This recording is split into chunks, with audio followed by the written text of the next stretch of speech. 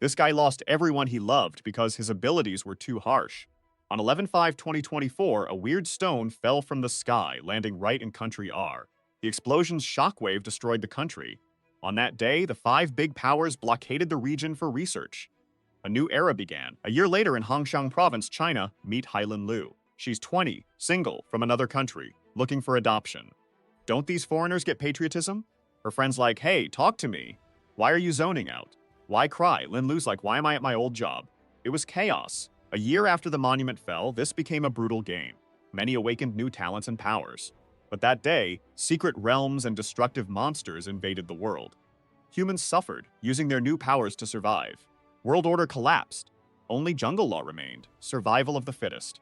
I fought battles to evolve my talents. Enemies made ghost-level and spiritual demon monsters. My brother, always there, died protecting me. He sacrificed himself so I could escape. Enemies waited. It started because I refused the Ascension Crystal. I knew weakness was the worst sin in chaotic times. He asked the guy next to him the date. It's 11/12/2025, he replied. Are you crazy or just drunk? I told you, chill out. But Lin Lu cared more about the info. Wait, 11/12/2025? 3 years ago, the Awakening Day. It's still morning, so talents are a few hours away. Then a guy in a white suit shows up. Lin Lu, I've caught you distracted at work too many times. You don't align with company values, so you're fired. Go to finance now. Don't come back tomorrow, he remembers fast. It's Supervisor Wan Chu Shao. Last life, this guy became a demon. He traded body parts to level up. Then he ran an illegal prostitution ring. Never thought I'd see this criminal. He just turned his back. The supervisor yells, bastard, raised by a bandit. How did he even get a job here? The others agree. Exactly, he defied your orders. He's getting too cocky. The bald guy says he didn't expect him to be so shy, just left. He clearly doesn't care about these side characters. He remembers, last life, he punched him then. But I got arrested. Everyone awakened while I was in jail. Detained for 10 days, I missed a crucial period. My brother Long Jung Dong was freed after 15 years. We two orphans stole to survive. Our lives got better. My brother got out early with an A-rank talent. He kept me safe so we could level up. To protect a girl, I accidentally killed someone. My talent's secret. I could steal abilities from anyone I killed.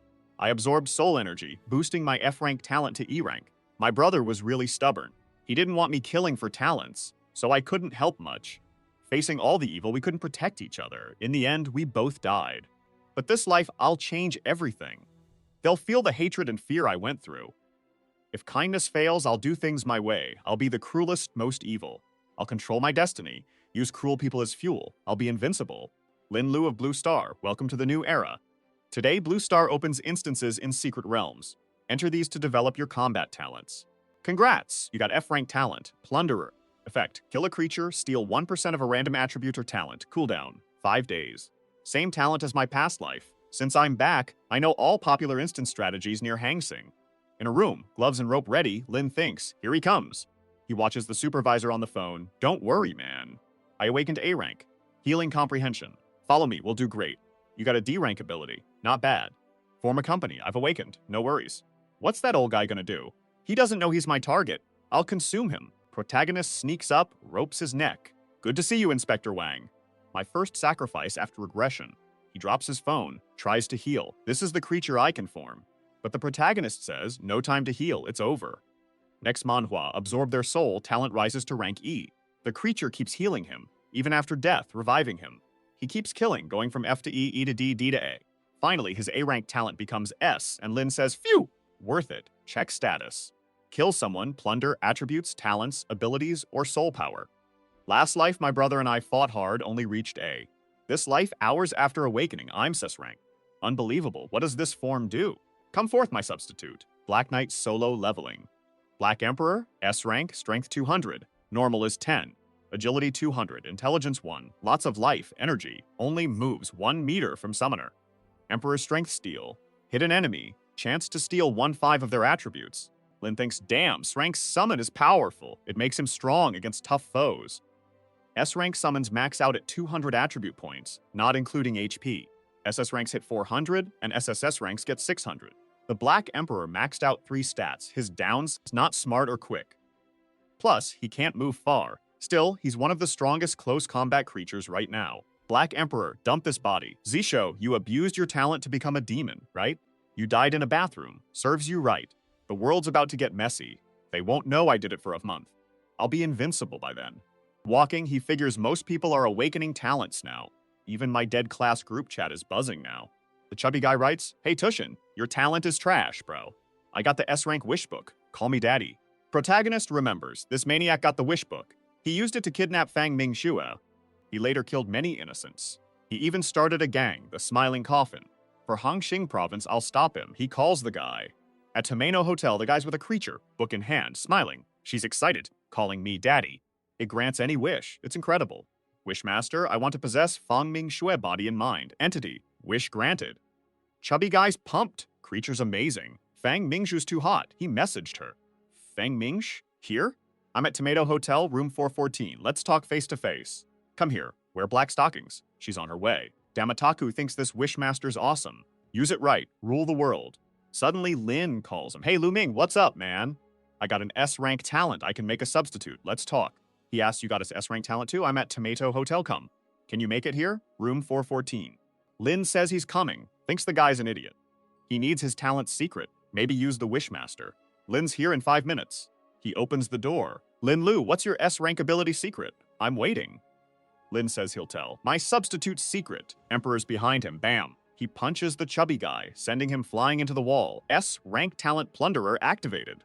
Choose talents, abilities, attributes, or soul power. Lin thinks, normal people lack many attributes or abilities without dungeons or job changes. Soul power could boost talents, but S-rank isn't enough. Stealing his talent is the best bet. Plundered the target's talent, got the S-rank wish book. At level 5, choose one of 3 wishes. First, battle wish 20% more crit chance, double XP from monsters. Second, steel wall, 20% more dodge, and every 10 minutes it negates any attack. Third wish, good luck, 10x luck boost. Switching wishes has a 5-minute cooldown. Lin says the wish book is great. Come forth, my substitute. S-rank Wishmaster, not strong but super smart and agile. Holding the book, he says, Master, I obey you. The wish book grants wishes, but cost depends on difficulty. Lin's impressed watching the monster talk. It talks because it's a functional substitute, not for combat, but to use this book. Bigger wishes cost more. Wish too big, you might permanently collapse. I'm smarter, so I can help you plan. Lin asks, what's the smartest way to use you? The master says the easiest way is to seek info, as it uses little energy. Lin realizes don't ask for treasure, ask where to take it. Wishes involving others depend on their mental strength. Lin asks, to free Brother Shandong from prison, what's the energy cost? The master explains, that wish would drain all energy, making him inactive. It's too complex. He'd only speed up release, not fully free him. Lin thinks, damn, wishes must be logical, not just anything. Best bet, ask for info on other S ranks. Emperor disposes of the body. Lin spots a watch. He asks, Wishmaster, what about my substitutes? Are their looks tied to powers? Wishmaster says yes. Abilities and looks are shaped by the user's essence. He keeps thinking, Black Emperor has no time powers. Is it linked to my regression? Never mind, can't figure that out now. With enough power, mysteries are easy. Wish talent's on cooldown, so I'll go explore realms. As Lin climbs, the high-density chubby guy's girl appears. Will Lin humiliate or forgive her? Suddenly, the girl snaps out of the wish's influence. She thinks, why'd I send those dumb messages to that fat guy? Gotta go. Nothing happened. Lin extends the room to hide the body, then leaves. Yutaiji talks to the goddess of time. She says an unknown entity stole her powers during their time travel, making them return to this moment. He's confused, I can't believe it. This happened despite all my efforts. Used SS rank times space travel at the Awakening Era's start. With this power, I faced gods, traveling alone. But I met Waishua's guardian, a tough, illogical being. His attack was weird. It cut my 4,000 time reserve to 40. Barely saved myself, I returned. Wanted a week before awakening, but it's today and my goddess's talent stolen. What the hell? The goddess says, Master, I sense the secondary power is in Hangzhou. Are you sure? How'd your power get to someone else? The angel says, a creature stole it from me. Will you try to get it back? Master says if he can steal powers, he's super powerful. You're too weak to fight him. Don't rush to fight him. Not from the illogical clan, right? Goddess says no worries. Powers with a human. Taiji says let's hit dungeons for now. We'll team up, get strong, then get that criminal. At the gate, the guard warns, be super careful here. You need a team of 5 to explore. Just be careful. Guys respond, so what if it's a dungeon? Just a magic hold. We'll go in, wreck it, TikTok it, cause we're crazy. Heard you get a class change inside. Dude, this sounds like a game I played. You go check it? Friend replies, why don't you go check it? Best plan. Wait for others to go first. Wait, is someone in? First brave one's going in. Guy says kids are brave. Wait, isn't it a team of 5? Why is he going alone? Led thinks last life I ran away. Today it's mine. Your body's digitizing backup created. Any damage you take in the secret realm gets healed when you leave. Die twice, and you'll respawn outside the realm. Die a third time, and you're gone. Pick a class: mage, archer, warrior, shield bearer, assassin, or priest. Last life I picked warrior, pretty average. With 2 S-rank talents, I need a class that fits. Wishmaster, any recommendations? He recommends mage. At rank 20, I'll get you the secret class prophet mage.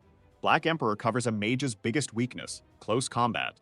Lin's Impress S-rank talents give secret jobs, but he senses a strange motive. If I pick mage then plunderer, what job? He says, I don't recommend plunderer. A close combat mage would be weird. Lin knows Wishmaster's advice matters, but plunderer is his innate talent, and Black Emperor is his main focus. Agility is maxed, so fast jobs like assassin are better. Wishmaster, if I go assassin then plunderer for my second change, what's my job?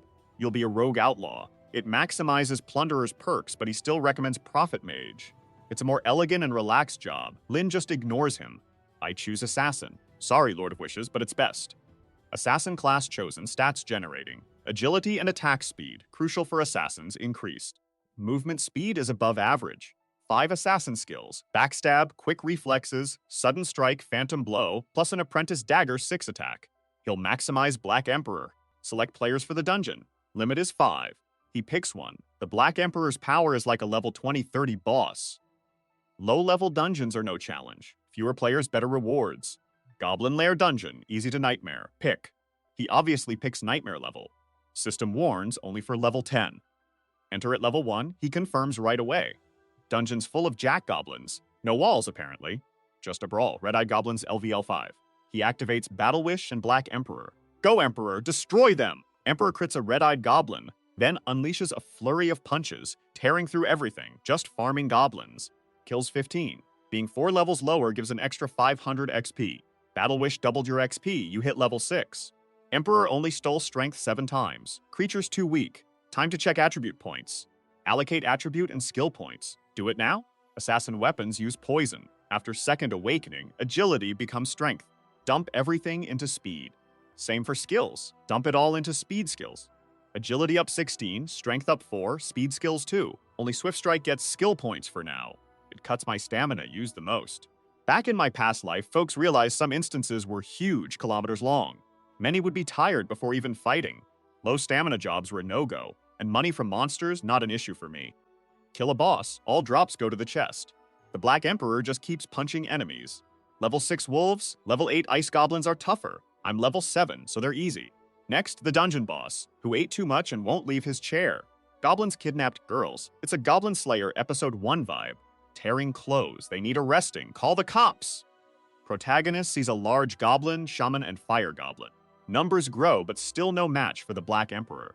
Lin says, just NPCs, but this still pisses me off. He orders the Black Emperor to attack, punches flying. He's super overpowered, but soon even he won't handle some creatures. Shaman goblins summon skeletons. Protagonist charges with Black Emperor, using speed and agility, facing monsters. He's there fast, Emperor right behind, landing a perfect hit. Only one left, he commands it, come at the Black Emperor. Emperor punches, goblin blood sprays like ketchup. It falls, Lin even says it was too weak. A good goblin is a dead one. You killed 83 goblins, Wolfskin, Large, Shaman, others. 9,700 XP and you're level 9. Creatures disintegrate, coins gather. Congrats on clearing the dungeon. Treasure chest is generating. Protagonist activates Wishmaster, asking for 10x luck. Since he went in solo and was low level, he got an SS rank chest. No deaths, fast clears, party size, and your level always affect chest quality. Your score really changes the rewards. In low-level dungeons, even on Nightmare, you'd normally only get a black steel chest. Chests range from bronze to immortal, with subcategories from normal to epic. With the Wish Blessing, I got a gold chest. Good start. Open the chest. He gets 10 healing, some mana, and stamina potions. An epic helmet, a regular wolf fur jacket, a frosty beginner scepter, and a goblin longsword, plus a special fireball skill for magic users only, and 150 copper, 15 gold, 7 silver coins. He says silver items are still mediocre. He also finds normal guardian armor for any class, and an epic short sword only for assassins. Wishmaster's effect is powerful. 2 gold items are rare, even from high-level chests. Let's check the short sword's stats. It ignores enemy defense and has a bleeding effect, dealing 5 damage over 10 seconds. This artifact is super rare for the game's start, way better than the beginner weapon, with a bleeding effect. He checks the light armor for 10% more dodge, then equips it. System backs up the character. Name for secret realms and dungeons. Black Emperor. He used its name. Global announcement. Congrats, Black Emperor. First to clear a nightmare dungeon. Get 10 lottery tickets. Outside, everyone's shocked. Damn, a global announcement. Black Emperor. How'd he clear a nightmare dungeon? Girl wonders if he's cute. Goddess of Time guy just watches. Damn it. How'd this guy get that? In my past life, this came way later. He asked the goddess, timeline still good? She said, yes, master. Time travel, back in your body, no memories unless you're the bearer. 2 options. Either a weird coincidence, or Black Emperor stole your future power to clear this dungeon. My power doesn't boost strength, so how's he doing it alone? He doesn't know either, but they need to find him ASAP. If his growth beats theirs, he's a problem. The protagonist already has the Genshin Impact-like wish system. In his past life, after 3 years, he only used it 5 times and got a Diluc. He immediately summons the Wishmaster, asking for help. The spirit replies, I delight in serving you, my great master. Lin wants help finding the best time to use his wishes. The Wishmaster congratulates him, saying items range from SSS to half rank. Many items are Wheel of Fate exclusives, extending lifespan, copying talents, boosting talent levels, increasing energy, and magic crystals are all super rare. Of course, chances vary. An SS item is 0.1%. Even with 10x luck, you might not get any S-rank items. The protagonist asks if a luck wish guarantees an SS item. The Wishmaster says for an SS item, he'd need to sleep 6 months, then it'd arrive in 6 days. An SS item costs 190 energy, an S item only 10. Lin thinks putting the creature to sleep for 6 months is a huge disadvantage. He needs him to identify abilities and find talents to steal. For now, an S-rank item is the best bet. He asks about 2 S-rank items, but the Wishmaster says no. That would take 110 energy. Lin says, alright then. Increase my chances for an S-rank item or higher. The Wishmaster instantly grants it. Ticket activates. Bright light explodes, clock spins fast. He stops it, rolling 10 items. DCE F-rank crystals appear, plus a rare S-rank extreme crystal. These crystals boost energy and strength for a bit. This was my only S-rank item. Lin breaks 2 crystals, gaining an extra 3% plus 1% of this instance. He throws 2 to the Black Emperor, who crushes them. Creature's range increased by 6 meters. Ascension, Rage Crystals, and Longevity Pills can be taken outside. I still have these 2. Who gets them? Wishmaster drools, give them to me. Less energy worry. Lin agrees, hands them over. Wishmaster's energy recovery doubled. I can only get 4% of values from this place. No spatial crystal, so I can't take anything. But I'm already stronger, 1 step at a time. He leaves. Outside, everyone's complaining. It's so hard. Lost resurrections. Shouldn't have entered. Lin thinks, no one knows what to do. I must get strong fast and stay ahead. Time to hit Sky Tower Dungeon for first clear. Levels there are infinite. By a blue pillar, people team up. Little sister for a team? Anyone need an archer? A guy nearby says, furthest person hit level 8. Lin's at the Sky Tower. He knows clearing 10 levels for the first time gets you a ticket. Gotta go fast. Then a woman asks Lin, handsome, wanna group up? The protagonist just walks on, thinking, why team up? She'd just slow me down. He's inside, ignoring her. He thinks even weak creatures give 4 XP at level 1. This tower is beginner-friendly. Black Emperor, move. Time to work. The Emperor starts punching. Lin joins in. They clear level 1 in 20 seconds. Fast is clear, his name's in the books. Level 2 has some jacked wolves. Black Emperor handles it again. Players get a notification he cleared level 2 in 30s, 3 in 40s, and 4 in 52s. Outside, people are baffled. This Emperor's too fast. No way he's alone. Who is this guy? Protagonist's at level 10's door. Entering level 10, you only exit by clearing or dying. Last life, Liu Shiping cleared level 10 first. Now I'll claim both 10 and 20 achievements. The level 10 kobold boss charges with a sword, but Lin dodges. Getting hit by this enraged beast would suck. Lin thinks, calling Black Emperor to fight. Emperor punches the kobold into the wall, but the boss's aura activates, pushing Emperor back. Lin realizes it's not easy anymore. The 2-sword kobold boss leaps, slashing again. Emperor dodges, appears behind the boss midair, and instantly drops it with a head blow. Congrats to Black Emperor, first to clear tower's 10th floor. Lin gets more tickets. The world's like, no way. Black Emperor, again, who's this? Scientists are worried about mysterious rocks. Dungeon clears seem to trigger something. Inscriptions warn of a rat-level disaster for the blue planet. A scientist adjusts her glasses, then turns. Wait, on the blue planet? Are dungeon creatures invading? Disasters coming? Tough times are here. Prepare for the worst. Black Emperor's clearing all dungeons. Can we find him? He's busy with his Geichu system, hoping for good. He pulls an S-rank item, his space crystal. Now items can be real. The crystal works directly. 7% of attributes transfer to Earth. Breaking dungeon crystals transfers stats to reality. Lin gives Black Emperor a defense and strength crystal, leaving 2 lottery tickets and 275 fragments. He'll save fragments for useful items. Before the next level, he'll sell equipment. Earlier sales mean more money. Game and real currency exchange. Lin thinks high-quality gear is super valuable. He lists his items, and everything sells instantly. Lin's shocked it sold instantly. It was worth 5,000 cash. I underestimated rich players' buying power. Farming low-level items is easy, though. He plans to climb the tower to level 20 and get the second-class change, which will take all night. After exiting, he'll be able to obtain another S-rank talent. The 3 most notorious guilds during the chaotic time, the Smiling Coffin, the Great Tomb of Nazareth, and the Octopus Society. All these guilds have extremely powerful members with rare talents. After I deal with these individuals, I'll head straight to the City of Sinners, the perfect place to steal as many talents as possible from bad people. Everyone in that place doesn't deserve forgiveness, even after 1,000 deaths. He reflects on the past. The people who killed me and my brother didn't seem to have any S-rank talents. They were probably freelancers hired by some guild. Once I settle the most important matters, I'll seek vengeance for the past. The scene shifts to a guy on a computer who seems to be a scammer trying to lure people searching for good jobs to China. He says they might have improved the system, but I know what to do. Just set up a fake company, get some people working for a while, and then announce we have plenty of job openings. Another fact sheep has taken the bait. The boss will love this one. Back to Lin, who is now entering the 11th floor of the Ascension Tower, where he's facing skeletons that, to be honest, are the scrawiest skeletons that I have ever seen. Lin stands amidst the skeletal ruins of the tower, thinking, damn, this place is nostalgic. I remember spending so much time here with my brother, killing skeletons to complete the full skeletal set, but there's no time for sentimentality now. Emperor, attack them all. Don't leave a single one standing. Give them a JoJo-style beatdown. The Black Emperor charges, delivering a flurry of punches to the skeletons, reducing them to dust.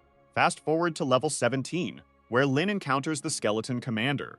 The commander thinks he has a chance because Lin is only level 13, but he's swiftly taken out by a perfect assassination strike from behind. With 3 years of combat experience from my previous life, these lower floors pose no threat than muses. Within 8 minutes, he's standing on the 28th floor face-to-face with the skeleton lord, Tedemir, a formidable foe with 2 abilities, Shadow Summon, which brings forth a legion of skeletons when he draws his sword, and a crushing sword strike. Tedemir raises his massive sword, summoning over 200 skeletons. This floor is way tougher than the previous 19, Lin notes. The skeleton army charges, but the Black Emperor meets them head-on with a powerful punch. Now surrounded, Lin realizes this is the quickest way, but it's risky. Hey, Wishmaster, come here. I want the Black Emperor to crit Tedemir until he's beaten. The Wishmaster appears. Wish granted. Lin's shocked. I can wish this? The Black Emperor gets a crit aura, confusing the boss. Lin commands, go Emperor. The Emperor charges Tedemir, who suddenly vanishes. Where'd my Emperor go? Lin asks. But then, the Black Emperor pops out of the shadows, hitting Tedemir's helmet. Each hit deals over 500 damage, draining his health fast. With all crits, the boss goes down fast. Destroyed, that's a demon's fate. You beat the skeleton lord Tedemir. Get 700 XP for a tougher kill, plus 200 bonus XP from the wish. You cleared floor 20 of Ascension Tower. The Black Emperor keeps hitting the bones until Lin calms him. Another announcement. Black Emperor is the first to clear floor 20. Everyone's shocked. Will he go further? How? He's tired going this far alone. Lin knows floors 21-29 are a maze. I'll follow the shortest path to the floor 30 boss fast. Soon, Lin's at the floor 30 boss room, way underleveled. The system says your level's too low, come back later. But Lin finds the system funny and enters. The boss is the Minotaur King, huge with his hammer. Level 15, foolish human, know what's coming. Lin replies, your palace is just a huge trap, right? Confused, the Minotaur shrugs, whatever. Black Emperor, go! Minotaur swings his golden hammer. Black Emperor barely dodges the huge blow. Lin thinks from past life, rushing 421 to 29 through the maze is dumb. Monsters you avoid might be summoned by the king. Black Emperor strikes, Minotaur tries to grab, but misses as Emperor slips away. Lightning crackles as Minotaur smashes the ground, causing a chain reaction. Lin says, I know the plan. Past players lost to these traps. He calls Wishmaster again, asking for critical hits for Black Emperor. Emperor lands perfect blows to Minotaur's eye and mouth, draining boss health fast. Minotaur roars, my warriors, come protect your king, Lin grins. He's finally started. It's our time. Black Emperor activates his special ability. Steal a boss skill with each hit. He starts stealing. Ground Explosion, Life Drain, Fury Dance, Attack Points, King's Command, and 30 Agility. Minotaur is totally disoriented. Stolen skills aren't full power, but they're strong. Lin admits stealing is something else. Congrats, level 18! Stole EXP from boss. Then the door opens and a group arrives. Creatures from other levels finally showed up. Warriors, retreat! These fools came at the wrong time. Let's test these new skills. Hammers fall, they all kneel. The scene shifts to the Mushroom Kingdom dungeon. Kneel, I'm the Mushroom King. The guy with the Goddess of Time appears, saying congratulations, truly worthy of an SS ability. The Emperor's Vision? I've been hearing your name for a long time, Ru Turing. Ru Turing responds, who are you and why are you afraid of my Emperor's Vision? My name is Utaiji, a person who exists outside the limitations of time, and I can make you stronger. The guy asks, what do you mean by outside of time and why did you come to find me? Utaiji takes his hand as if to kiss it and says, because I need your help. You are the only person who can make monsters meal. Little does he know, the protagonist has already done the same. Meanwhile, the Black Emperor is moving forward, beating down the monsters that are all kneeling. They don't even resist, they're just getting beaten up. Wow, this raised a lot of dust. The protagonist moves on to levels 19, 20, and 22, and in 16 minutes and 29 seconds, he finishes the 30th floor of the Ascension Tower. Once again, this is announced to everyone. Outside, they have no idea that the Black Emperor is walking right past them, all cool and composed. Next time I'll make my class change. Now sitting in a restaurant eating a big bowl of ramen, Lin thinks, I'm sure the class change will be harder than the warriors. Not to mention my past experiences won't help me in this case. At the next table, a guy slaps a girl in the face and says, you useless healer, always messing up our team. Just thinks, oh boy, these colleagues of yours, girl. But he overhears their conversation. Hey, do you know Lin Lu's brother? That guy's a criminal who's in prison. My table's right next to Lin Lu's. Is you gonna steal my stuff? Better be careful. Turns out they're all from the protagonist old company. These guys were all cronies of the supervisor, always trying to ruin my reputation. The girl with tears in her eyes begs for forgiveness. Please, I didn't do anything. But the guy kicks her and says, what good are your apologies? It's your fault that Shiabji died. She's being beaten up, and the protagonist just watches, calmly eating his ramen. So it's true that one is missing, Lin thinks. Shioji really is dead. They sit down at the table. Hey boss, bring us 3 bowls of ramen and some of your best dishes from the menu. Also, bring this girl here. The guy kicks her in the forehead and adds, get up and stop pretending to be dead. She tries to get up, almost passing out. She says when the supervisor was alive, they weren't like this. But the guy runs his hand through her hair and says, you're talking about the supervisor? But he's not here anymore, darling. The protagonist, observing from the side, thinks, the supervisor will live in your hearts because I've already taken his life. The bald guy grabs her and says, in the past, you were the supervisor's lackey and now you'll be ours. Lin continues, calmly eating his ramen. I remember they had a close relationship. It seems the world's changes have also changed them. At the table, the bald guy asks, Captain, now that Chioji is dead, our team is short on members. What are we gonna do? The guy with the red tie says, you're right, man. We need to recruit new members quickly, and we need to get past the 2nd floor of the Ascension Tower. Meanwhile, the poor girl is on the floor, healing the guy's feet and giving him a massage. Until one of the side characters spots the protagonist and says, look who's here, Wang Tai Mioklin. The girl on the floor recognizes the name too. The guy approaches and says, hey, old friend, where did you end up after getting fired? I've missed you so much, brother. He points to the food. Look at this good food. You can have it. Life's tough for you, isn't it? Let me ask you, Lin Lu, did you awaken any talent? I can help you make a lot of money. What do you say? Lin, glancing to the side, remembers that this situation also happened in his past life. In my previous life, I was in jail for 10 days. And as soon as I got out, this guy came to talk to me. Back then, Lin was naive and said, my talent is called Plunderer, but it's only rank F, I told him, sharing the details of my ability. The guy still talking sneered man that Lin knew really was raised by a criminal. Even his talent involves stealing for crying out loud, and it's rank F2. Evil should suffer. He and his brother seem like they haven't learned their lessons. They're facing the rightful retribution. The protagonist thinks he made that offer to me, but all he really wanted was to laugh in my face. Lin stands up and says goodbye. I have no interest in joining you. Confused, the guy asks, you don't want to join us? How are you going to play in the tower alone? Kid, stop dreaming. You think you're going to become the next Black Emperor. Little does he know. But then here she comes at that damned girl. Lin knows in his past life, she always messed with him. The girl pleads, Brother Lu, please save me. Suddenly, she's on her knees begging. Lin asks what she wants. She grabs his hand, saying something weird. Mount Everest is big and round. He just says, wrong guy, I can't help you. Angry thugs approach. One yanks her hair, yelling, you dirty wench, trying to seduce him. Lin Lu can't save you. Does he even have talent? He's no better than me. The Baldwin adds, they were just beggars. What talent could they awaken? If I knew Wen family liked criminals, I'd steal too. Then the guy says, maybe I'll get with Wen Wuxi too. He said something Lin hated. Lin warned him, don't say that again. But the guy keeps going, say what? You and your brother are just petty criminals. You're crazy to want more. Our boy almost summons the Black Emperor, but calms. One says he doesn't know times changed. Let's show him jungle law. Perfect. I brought dungeon stuff to test. These enhanced fists are lethal. He moves to punch Lin, Kneal, call me daddy or die. His hand swings, looks like Lin's about to get hit, but Lin lands the punch. He easily stops them, saying, I've lived jungle law more than you. The girl is falling in love. She tried to seduce him, but now she's beaten up again. Boss thinks, useless idiots. How'd you not beat him? He pulls a blade, says Lin wants to die. He charges, but Lin dodges, hits his jaw, knocking him out. He kicks again. Lin's so calm in this fight. He knees a guy in the chest, sending him into the wall. Guys are beat up, Lin thinks. These weaklings. It's almost humiliating to fight. Bald guy's confused. How is Lin Lu so strong? What talent did he awaken, at least S rank? Join him? Seems like a good idea. Brother Lu, need more members? We'll do all your dirty work. Lin says, I don't want a team, but you don't believe me. A suspicious guy watches from above. Brother Lu, forgive us. We were blind, ignorant. Forgive us. Guy upstairs, sipping tea, didn't expect someone this strong here. He tells his crew, put someone smart to watch this kid. Lackey disagrees. This is Bai Hongli, one of Baiki Society Hall's 8 masters, an S-rank talent.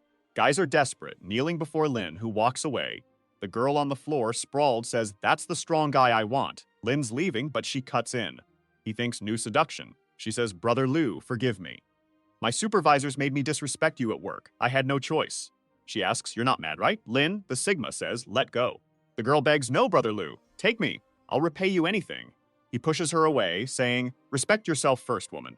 He leaves her, thinking, how could he? I'm the company's star. I wanted him. Guys mock her. Shiomi, can you get anyone? Brother Liu has Wen Yuxi. You have no chance. She glares at them. What do you mean? I'm better than Wen Yuxi. They say you're not even good enough for her. She's mad. Her aura flares. The guys activate theirs. Lin Lu's gone. Watch what you say. The beaten guys struggle to stand. Damn, Lin Lu won. Seeing them messed up, Xiaomi sees her revenge. She slaps one. This is for the way you treated me. The guy tries to retaliate, but she slaps him again. You want to fight back? You want to die. Up above, the psychopath watching says, damn, she hits hard. I like it. One of the lackeys suggests, let's recruit her for the guild, boss. She could beat you up all the time. He considers it maybe that's a good idea. We could use more women in the guild and make sure to gather information on that guy who just left. It'll be easier to manipulate and blackmail him if we know some of his weaknesses. All right, boss. I'm on it. The girl, having just beaten up the 2 guys, declares, I'm going to put you under my feet too, Lin Lu. Suddenly, a man with glasses approaches and says, excuse me, miss, have you heard of our Baiki Society? She asks if that's the famous guild. He responds, yes. Our guild is interested in promising players. Would you like to join? All excited, she agrees, thinking, Lin Lu, just wait and see what I'm going to do to you now that I'm in a big guild. She signs her name, and he says, from now on, we're family. So tell us, Miss Kim, who was that guy who left? And what's your relationship with him? He seemed pretty rude. She puts on an Oscar-worthy performance saying he was a friend from work, but he deceived her feelings and betrayed her. The man asks, does this guy have any weaknesses? Something that could help you in your revenge? She thinks for a moment and says, I know his weakness. It's a woman named Wen Yuxi. Meanwhile, Lin is casually walking through the city, but he's being watched by a peculiar guy. On the phone, the guy receives some news. Did you hear? Boss hired a girl, he really gets us. Lin's no dummy, he noticed he's being followed. Who's this guy and why? Phone guy hears more. They know his weakness. It's when she. Boss plans to control Lin Lu by grabbing her. Find Lin Lu's next move, then check this girl. Lin, walking, suddenly spins, facing the guy. He thinks, who's bold enough to tail me? As he passes, Lin thinks, seen this guy before, can't place his face. Lost, the guy bumps into Lin, gets punched, smashes into the wall. Who sent you? Messed up guy says, wrong guy, Lin, just passing by? You've been following me since Raymond's shop. Lin grabs his ear, he's from Bakey Society, but something's off. Bakey Society shouldn't be here. He pulls his face close. Last chance, why'd you tail me? But the guy insists I told you, just passing by. Wrong person, Lin stares, thinking Bakey assassins never spill secrets. Interrogation's pointless. Lin calls, Wishmaster, do your job. Wishmaster appears, orders master, Lin, I wish him to reveal why he tailed me. Wish granted, Wishmaster says. Guy immediately spills all. My name is Sun Long, an assassin working for Bai Hong Lai. We capture a beautiful woman from that shop. Lin is confused. Captured Xiao, the guy confirms yes. She provided some details about you. The master of the hall ordered me to investigate you, and then to investigate a woman named Wen. Lin still can't grasp why the Beiku Society would capture Xiao Mai. The guy continues, when you sees your weakness. The master said he would use her to threaten you and turn you into one of his subordinates. Lin feels a cold sweat and thinks, Xiao Mai, you wretch. How could you do this to me? In my past life, during the 3rd year of the disaster, Hong Lai killed Wen's sister. To avenge her, I didn't hesitate to take every risk. Unfortunately, Hong Lai was killed by monsters, and I never got my revenge. But it seems that in this life, I'll have to kill him myself. Lin then commands the Black Emperor get rid of this fool's body. Throw him in the trash. He then asks, Wishmaster, if I ask you to make it so that no one from the Bayaki Society can harm Wen, how long can you protect her? The Wishmaster responds, unfortunately, with my current power, only 24 hours. Lin, now determined, says that's enough time. I'll make sure to kill Hong Lai without any issues. First, I need to complete my class advancement. 24 hours will be sufficient. Wishmaster, protect her for 24 hours. Certainly, Master. Your wish will be granted. With that settled, Lin declares, now it's time for me to head to the 2nd level of the Secret Realm. At the Secret Realm's Assassin Alliance, the area for advancement is still quite deserted. He was wondering what he would find inside, and hoped that everything would go well. As soon as he crossed the portal, he was surprised. A white-haired guy welcomed him, and asked if he was interested in learning high-level secrets. His name was Desmond Miles, and he was the Astassin's instructor. Our boy got excited because it seemed like he would be a simple NPC, the kind you would only have to do a few missions for. But the guy immediately sent him to the snowy peak to kill 30 creatures and a boss. The creature was called Penguin King, and our boy said he was on his way. He hadn't been with Desmond for even 5 seconds, and was already buried in the snow when suddenly something stepped on his back. He turned to see what it was and found a level 20 black snowman on his back. Our boy was impressed that it had been a stealth attack, but he immediately called for the Black Emperor, who easily blocked the attack.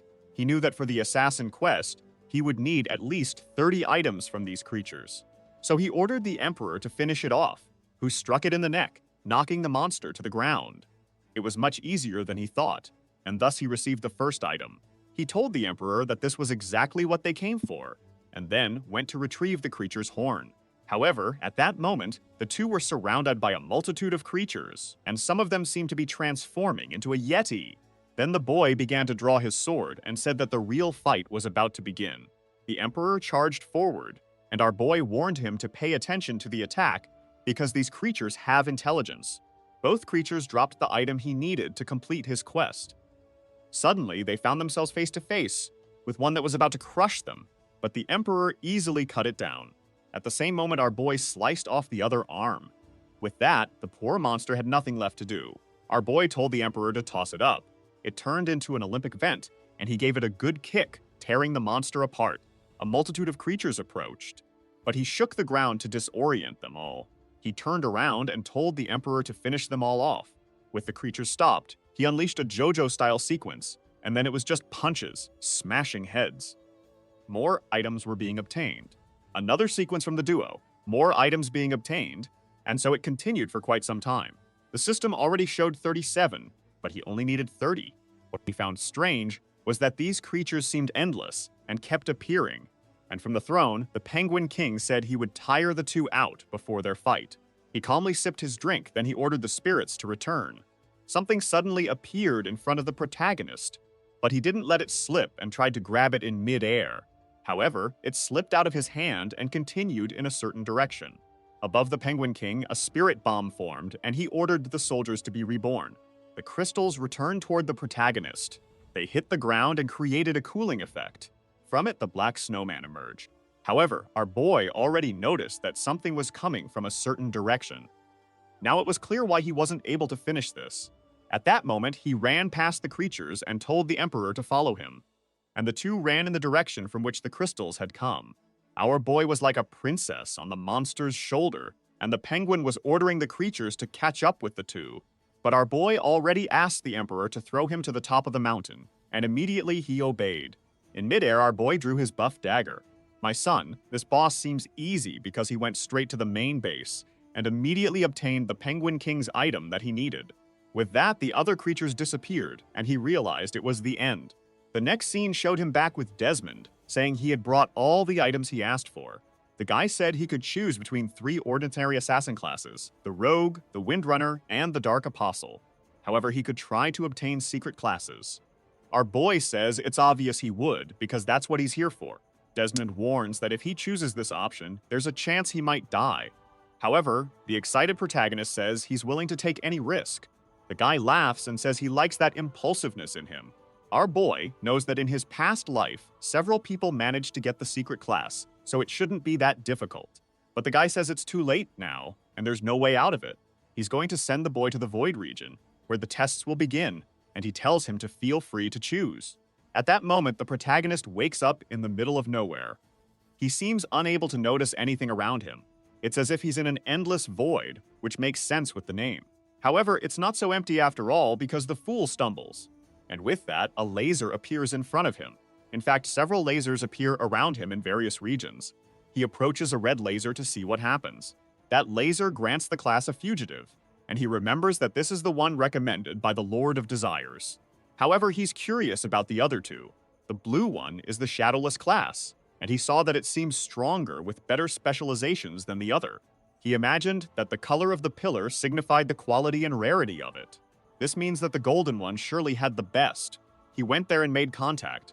With that, the Swordstorm Master profession was revealed as a legendary profession. It had much higher stats and better skills. Not to mention, he hadn't even heard of anyone getting something that powerful in his past life. If he could get a class like that, dealing with that society wouldn't be so difficult. The question that remains is why the Lord of Desires was hiding this from him. He orders him to leave, and Keith presents himself immediately. He asks why the Lord was lying, feeling a bit embarrassed and angry that the boy is so smart. However, embarrassed, he says he would never have the courage to lie to the boy. It's just that, in his judgment, the outlaw class was the safest choice. The protagonist asks what he means by that. The Lord of Desires then shows him the compatibility and success rate he has with that profession. Our boy really thinks that 1% compatibility is very low. The Lord then showed the same stats, but for the Shadowless class. He then wanted to know what was so special about the fugitive class that made him so confident. There, the rate was 98 with 89 compatibility. Our boy says it seems like he's right, and the Lord thanks him. However, he then says that he doesn't feel like choosing the safest option. He had to choose the class with the best return. Confused, the Lord wanted to know why he would do something like that. However, he just grabs the Lord's shoulder and says that from now on, he will help him make choices and never make a decision. As he heads towards the pillar, the Lord of Desires says he understands. He then asks if it's possible to have 100% compatibility after learning the class. The Master says it is possible, but it will be much more difficult than if the others. Moreover, if he fails, he will become extremely weakened or in the worst cases, die. Our boy responds that he's prepared for that. Not to mention that being weak for Twenicities is the same as dying, since everyone will become stronger than him. With that, he slaps the Lord's face and warns that he's good at calculating probability, but forgot that he himself exists. And at that moment, he makes a wish. He wishes for the profession changed to Swordstorm Master to be successful. The Lord of Desire says that the wish is his command. He casts a blessing on him, saying that now the wish will come true, and the chance for class transfer increases to 100%. Our boy feels enveloped in a golden aura. With that, the class change is initiated. Outside, Desmond can see that he chose that class, which is crazy because he's seen SSS rank people fail at it. In meditation, he thought that if he really wanted to obtain this, he would have to understand the true essence between the storm and death. After a while, he opens his eyes. Someone says you should be loyal to the wind and also loyal to the sword, but above all, loyal to the heart. He would have to be the person who is always on the verge of death, but still never fears it. He should carry the sword as if it were his own heart and listen to the sound of the wind. Because if fast enough, the sword and the wind are the same thing. In the Bladestorm class, the more times you cut, the fiercer the cuts become, and only those who face obstacles head-on can grow stronger. It's the only assassin class that never flees from combat. Outside, the Lord of Desires tells him to return soon. He was running out of energy and was about to fall back asleep. As soon as he finishes saying this, he begins to disappear. However, our protagonist says that now it all depends on himself. He starts to feel dizzy and tired, and his body falls onto the platform. Outside, his body also seems to collapse. It seems that Desmond doesn't care about him, leaving the boy face down on the ground. He stays there, collapsed, unable to do anything. And Desmond says that, indeed, this is the price of arrogance. The rankings show that several people are finally reaching their first and second ascensions. Desmond laughs, saying that if the boy had been less arrogant, that title would have been his. Meanwhile, our hero struggles up. The guy asks if he's alive, and Artboy says he's still number 1. Desmond's shocked, asking if he really passed the legendary test. He chugs a stamina potion, and Desmond's surprised by it. He asks if he passed the test using potions. Our boy just smiles. Desmond keeps pushing for an answer. Our boy just asks if he feels warm, and the dropped cigarette starts burning the carpet.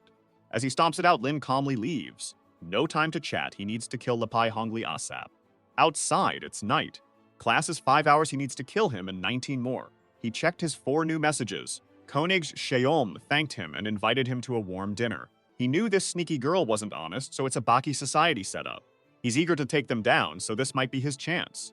El Mei recruits killers for our boy. She then gets 3 messages. Lord Tang stands, but she says she has one more secret move, telling him to sit. He's more interested in Lin Lu's message about meeting. Tang says she can show him moves later, tells her to get up. She's furious she can't show off her skills. The table from the start said the rat disaster begins in 24 hours. The old man warned the blonde to notify all countries about it. Meanwhile, Lin Luo watched the moon. He got the news. It was just like his past life. But he noticed it was happening 5 days early. He knows this first disaster's monsters are levels 120. Plus, insect creatures give 4 times more XP. For the non-awakened, it'll be a catastrophe. Before, he failed to protect his loved ones. Making things worse now, he'll save them. He grew up confused. His sister taught him a lot. Even after he and his brother stole from her family, they forgave them. She always teased him for being small. But he knew she was there for all his big moments, like graduating college. He failed to protect her, so now he'll get revenge on Bai Hongli. A car pulls up inside the movement expert and Lord Tang. He gets a message. It's Bai Hongli, not Kugao's, telling him what he wants. Xiaomai's impressed even her crush fears this person. He's told the test begins next month and agrees. An SSS-ranked person awakened, and everyone's gathering crystals for him. He agrees, but thinks Miyamoto Musashi is stealing what's his. Princess Yoshiko and the Baki Society's future were his. Before that day, he needs many crystals, and Lin Lu must be his miner. He tells her to get Lin Lu to work for them. She says not to worry, she knows the tricks. He knows her tricks well. Our girl approached Lin Lu on the beach. Confident she could take him down like Lord Tang. She ran, shouting for Brother Liu, then jumped at him. But he dodged, and she face-planted. She turned, complaining the fall hurt. He ignored her, asking for Bai Han Li. She recognized the name from Tang and got confused.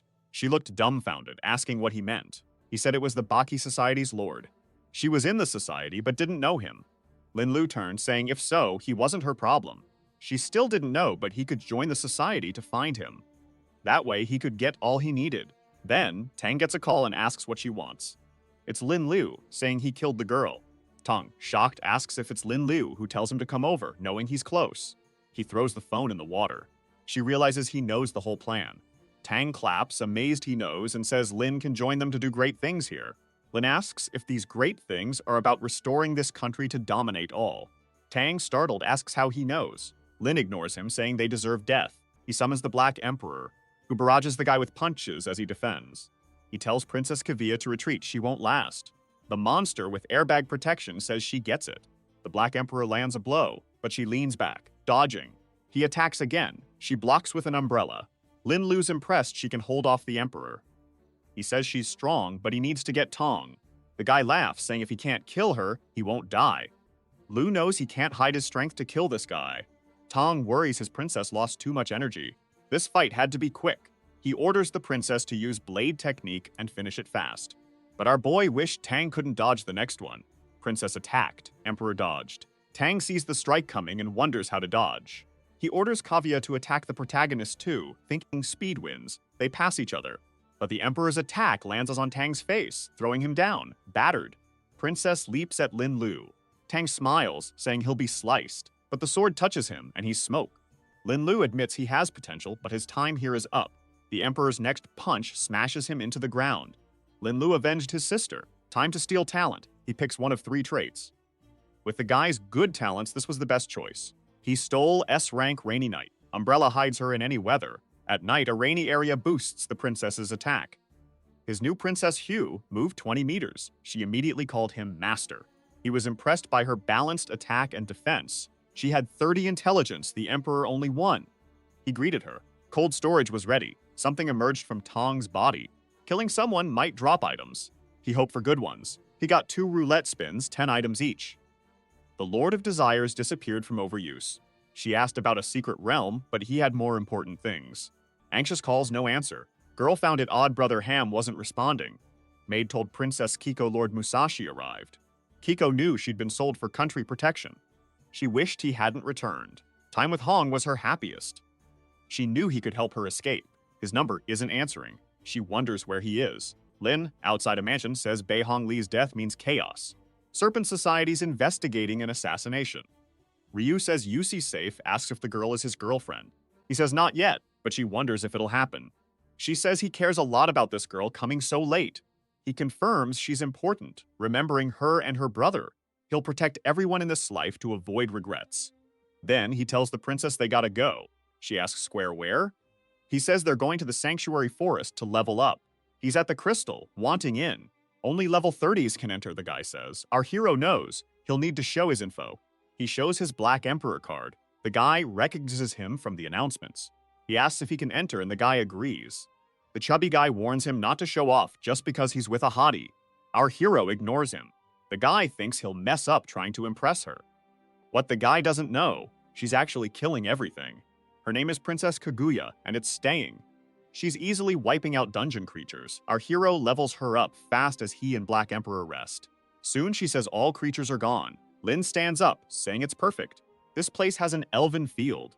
Protect elves from attacks. Collect spirit stones from the sacred tree. Kivya asks if they get items. He says yes. He knows a strategy to get tons of fragments. He says they need to wait. She asks why. He says they'll monopolize all resources. Inside, elves are attacked. Walls breached, they're told to flee. Our hero and Kaguya approached. Near a cave, slimes were coming. Slimes stacked up, forming the leader of the 8 Ooglies. Level 35, huge XP. He attacked the elf base, sending creatures in. But right then a slash cut through. Lin Lu arrived there to profit. The monster wasn't happy, called him out.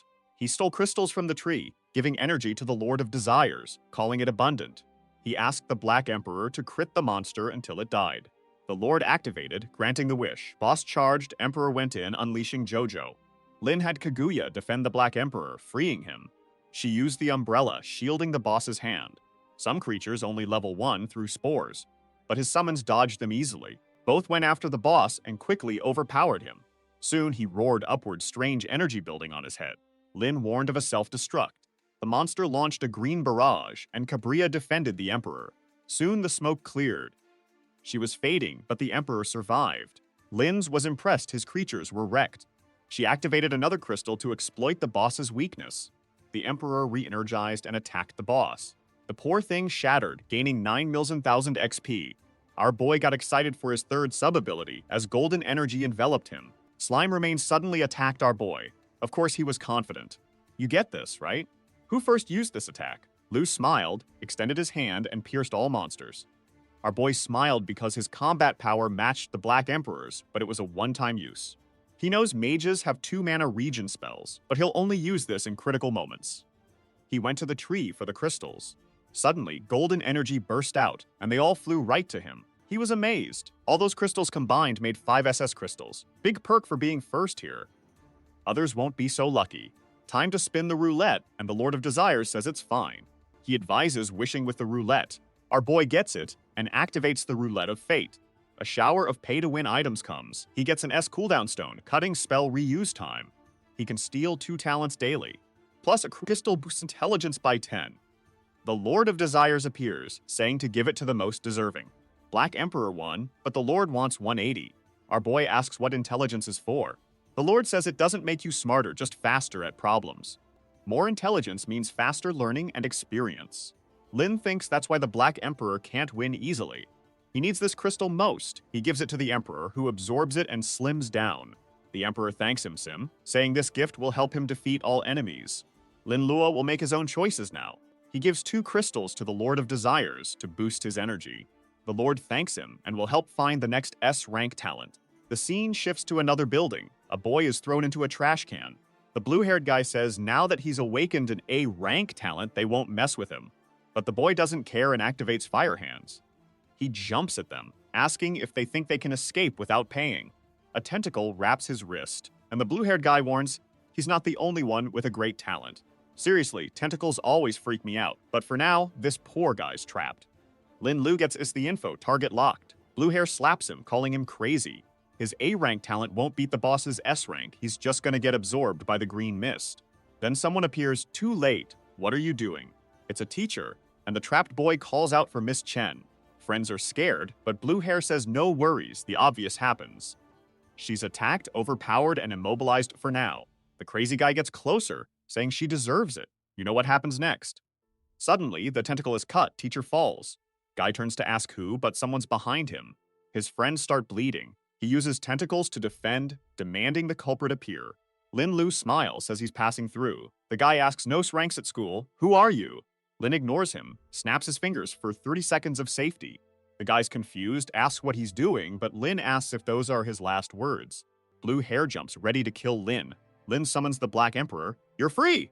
Guy's shocked. How many summons? Emperor activates Jojo, but tentacles immobilize him too. Guy says it's perfect, he'll devour them. But Lin activates Princess Kabiya, cutting through it all. The guy falls, blaming the boy next to him, then yells it makes no sense. Lin ignores him. I know everything. Stop the act. He turns to the teacher he just messed with, asking for help. Kabiya hits him in the back. He hits the ground. Lin says evil cost your life, then snatches the guy's talent. Something enters his hand. He wonders what it is. The trapped boy thanks him, asking his name. He says he's the Black Emperor. He calls his summons, says they're going home to eat. The guy gets hyped, wants to be like him. Our boy's at a restaurant. His talent, Perfect Fusion, he has no clue what it does. He summons the Emerald Mage, feeling like he has 12 arms he can control. The system says it's great for brute force defense, but bad against cuts. Not offensive, but great for defense. He stretches his arms, says it's settled. Come eat fried chicken. The summons thank him, saying it's their favorite. He types on his phone, says now they just wait. The woman asks if he really ordered over 300 chickens and 200 burgers. He says yes, but they lack ingredients. He remembers destroyed cities mean food runs out. But then Kabriya tells him to look, strange fog outside. He knows this is the disaster signal. Soon, creatures will be free, killing everyone. A woman runs in asking for help, but an insect grabs her. A spider pulls her child too. She keeps pleading for help. Lin Lu steps in front to protect her, but a bunch of insects are ahead. Lin wishes for the fog to clear. An energy wave clears the way. Our boy gets ready. A simple slash kills the first spider. Disaster gives 400% more XP, his bonus adds 200%. He knows this won't give him gear, but the XP is great, plus tons of monsters. He calls his summons, says time to level up. They show up, and the hunt starts. The problem? Monsters are almost infinite. A white-haired guy finds it intimidating, but the suit guy says for them, it's a great chance. They agree 4 times the XP is too good. They know this event was meant for 5 days later. The one in front says, since the Black Emperor hit stage 2 fast, the calamity came early. Doesn't matter, they're the strongest. One ability will get them to level 20, and the next stage, they're off to evolve. Lin's group killed so many, others hesitate to approach. Kaguya and the Emperor wait. He hits the restaurant, orders ready, stores everything, tells people to wait for help. The woman wants to go, but Lin warns it's dangerous with him, he's heading into the thick. Someone will save them. Suddenly, he feels something strange, ominous. Did he miss a detail, a history change from his rebirth? This early disaster could risk his sister. A mantis attacks a woman. An old man from the meeting shows up with his summon, who crushes it. This old man saves the woman, asking for a reward. A laser passes by, telling him to back off. The guy in front says he saved her. Old man says stop, she's his. These guys are psychos. One wants the insect's remains. He touches the body, says resurrect. This guy's like a Jin Woo with dark monarch talent. Our boy runs through the city, cutting everything. He runs past these guys watching him. They're surprised he's alone, killing everything, and leveling up super fast. Lin races through the city to his sister, who was supposed to survive the disaster. He knocks, hoping she's fine. Someone inside asks if something's back. The woman opens, sees it's our hero. He asks where his sister and uncle are. She says they're working late, confused. Lin knows something's wrong. He tells the mom he'll find her, and she agrees. This mom doesn't seem worried. Our boy races through the city, knowing his sister's dead if she meets a bug, hoping she's safe. Black Emperor warned someone was near. That woman was killed. Our boy knew she was gone, so he summoned the Lord of Desires to find his sister. The Lord made a mini-map showing her spot. Elsewhere, dragonflies flew around. His sister was with a friend and a guy. He said inspectors would save them, then went crazy, saying no one would survive. He got a purple aura and attacked the girls. He just went nuts, telling them to enjoy the end. The girls rejected him. He then grabbed the protagonist's sister, telling her not to resist. Her friend tried to help, but he threw her down. He told the sister they'd die. Desperate, she told him to stop. He slapped her quiet, warning resist and die. Someone broke the window. The guy was about to turn, but before he could react, he got punched. Then someone showed up. It was our boy, apologizing for being late. The guy said enjoy it before bugs kill everyone. Lin ignored him, activated the Black Emperor and punched the guy. He froze. Lin asked what he'd do to his sister. The guy tried to call for help. Lin said just answer, I'll let you go. He couldn't. The Emperor was merciful, throwing him down. He crawled to Lin's legs, begging not to die. Our boy asked why he was still alive, saying die inside or outside. Inside was a sure thing, so he chose outside. Our boy said he had a wish the master accepted. The guy broke the window to kill everyone inside, but he was caught instantly, and bugs swarmed him. He became bug food, wish fulfilled. Lin told his sister it's fine now. She asked if he let the guy go. He said no way. Anyone harming her won't escape. He let him go since dying by bugs is more painful. The grovel isn't well. She blushed, thanked him. Perfect, Kaguya asked if they're a couple now. He said no, not yet. Wen didn't like hearing that. Kaguya asks if he dislikes her, getting all flustered. He tries to say yes, then no, stumbling unsure what to say. Meanwhile, the guy on the ground wakes up. Sister jumps up, hugs her, glad she's alive. She's okay, just a headache. She sees the guy and calls him a pervert. Sister says he's a friend who saved them. Opportunistic friend pops in, calls him handsome. Our boy ignores her, says they need to leave ASAP. He goes back to her mom's, asks her to open up. She wasn't worried, but is thrilled her daughter's alive. Kaguya thanks him, almost died. Mom asks about the friend, they took her home. Mom, excited, thanks Lin Lu, calls him a hero. Lin asks where her dad is. Mom says civil servant stayed at the office. Lu's confused. He knows a huge swarm is coming and the building is all glass. He'll go check if he's safe. Gwen says it's dangerous, he should stay. Hugh says no worries. He'll be back safe. But when he gets there, it's all destroyed. Strange energy passes through him. A disaster this level shouldn't have such a strong creature. He realizes the aura is from upstairs. He remembers this is a guardian insect. Most creatures in this invasion are level 1 to 20. Near their spawn, stronger guardians appear. Killing them stops the disaster. Authorities gave resources to those who ended it, and he just found one. Luck or bad luck? It's intimidating. If he wants to deal with it, he needs to prepare. Inside, employees flee from insects. One guy runs to a door, shuts it, warns his friend. Bugs get in, they're toast. They stack tables to barricade, but the creature's just crushing metal. They know it's over. Glass shatters, they're done for. Time passes. Why aren't they dead? They go out to check. Our boy's outside, here to save his uncle. 4 perverts are nearing a crystal. They were off to clean the forest our boy already cleared. How is this Black Emperor always ahead? The insect guy says his summons must be out of energy to do this. The other's mad, saying it was key. The old man wonders if the Black Emperor has future info like them. They know a strong person's weakness. Summons take lots of energy. He's sure this guy can't clear it all alone. They'll find him and get him.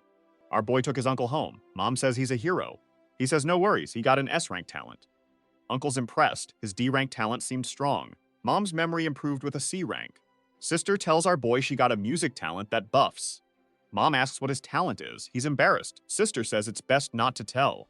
Mom apologizes, didn't mean to pry. He says it's fine. His talent, Heaven's Justice, is offensive. Sister says they'd be a perfect duo for dungeon hunting. Dad says with this change, he has to seize the chance. Our boy beaming says he'll do his best. Dad gets up, says it's late, and tells him to stay in the guest room. He says no, too much trouble, but Mom thinks it's perfect.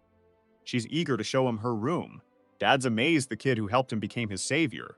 Alone in bed, feeling a bit sad, our boy never thought he'd save so many, but he can't stay long. His brother, trapped since Chapter 1, still needs saving, but his main goal is still an S-rank talent. Meanwhile, elsewhere in the city, a creature rises as a guy calls for the Demon King. Then a black flame forms, summoning a red creature. The guy smiles, saying an S-rank is amazing. Demon says collecting fear and despair makes him invincible. Next to him is the girl who'll be consumed. He notices her. Aegis comes over, says he'll get food, tells her to stay. Wait, he left her with a monster? Not sure what happened, but she's cornered. Our hero overlooks the city, asking the Lord of Desires for Hu Jimin's location. As always, his wish is granted. He now knows the next target. In the city, the demon beats up insects, collecting energy. The father's hyped, saying he's leveling fast, no one will find him. He'll get revenge on the woman who left him. Demon says this fear isn't enough. He asks what it wants. Creature says human fear is delicious. It uses magic, asking if he wants to be stronger. He says it's the best option. Scene shifts to a desperate couple. The summoner asks if it's enough. The demon says it's the deep fear he craves. The husband lunges, vowing to end them, but gets hit. The demon says human fear tastes the best. Girl's father wonders what he summoned. Demon stretches over the man, sucking energy. The wife tells him to back off, but he wants more. The girl's dad steps in, saying he was summoned for creatures, not people. The summon throws him down, calling him a hypocrite. The demon says he's responsible for her death. The dad refuses, he'd never do that, but green energy nears as he tries to run. Spell takes over, his face changes. He grabs a peeler, goes for the woman. She begs him to stop, for the child's sake. A scream rings out. Lin Lu senses something. He finds the guy mid-act. Sadly, the woman was already dead. Lin Lu's expression shifts, ordering the Emperor to kill the guy. He flies to get the demon, but his attack is blocked. The monster loves their feelings. He attacks again, but the Emperor blocks it.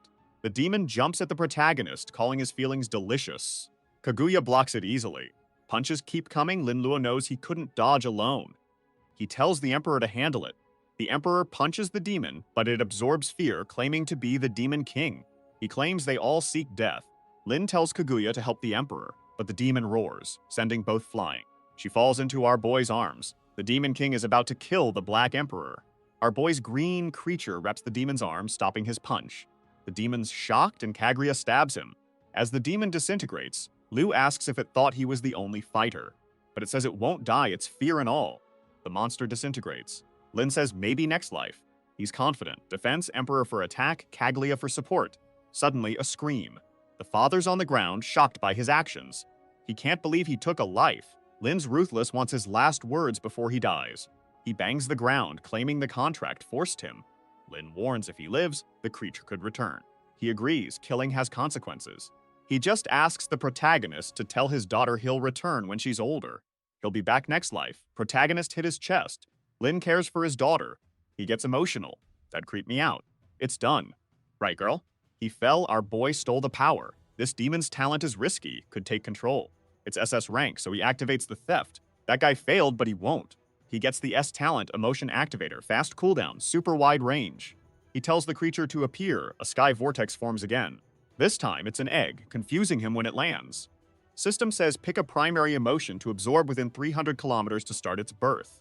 Lin guesses its power will be based on the absorbed emotion. He starts sensing emotions. With people fleeing insects, fear dominates. He keeps sensing, but it's all agony. The sensing time runs out. He realizes 5 seconds of emotion was too much. The father chose fear, it was most available. He created a demon he couldn't control. Its power led to his downfall. He asked the Lord of Desires to find the daughter. She's at the abandoned house, wondering why her dad hasn't returned. A friend of her father shows up. Our boy comes to the rescue. He takes her to McDonald's. She asks when her dad will return. He says her dad's protecting the city and asked him to care for her. She gets excited, calling him amazing.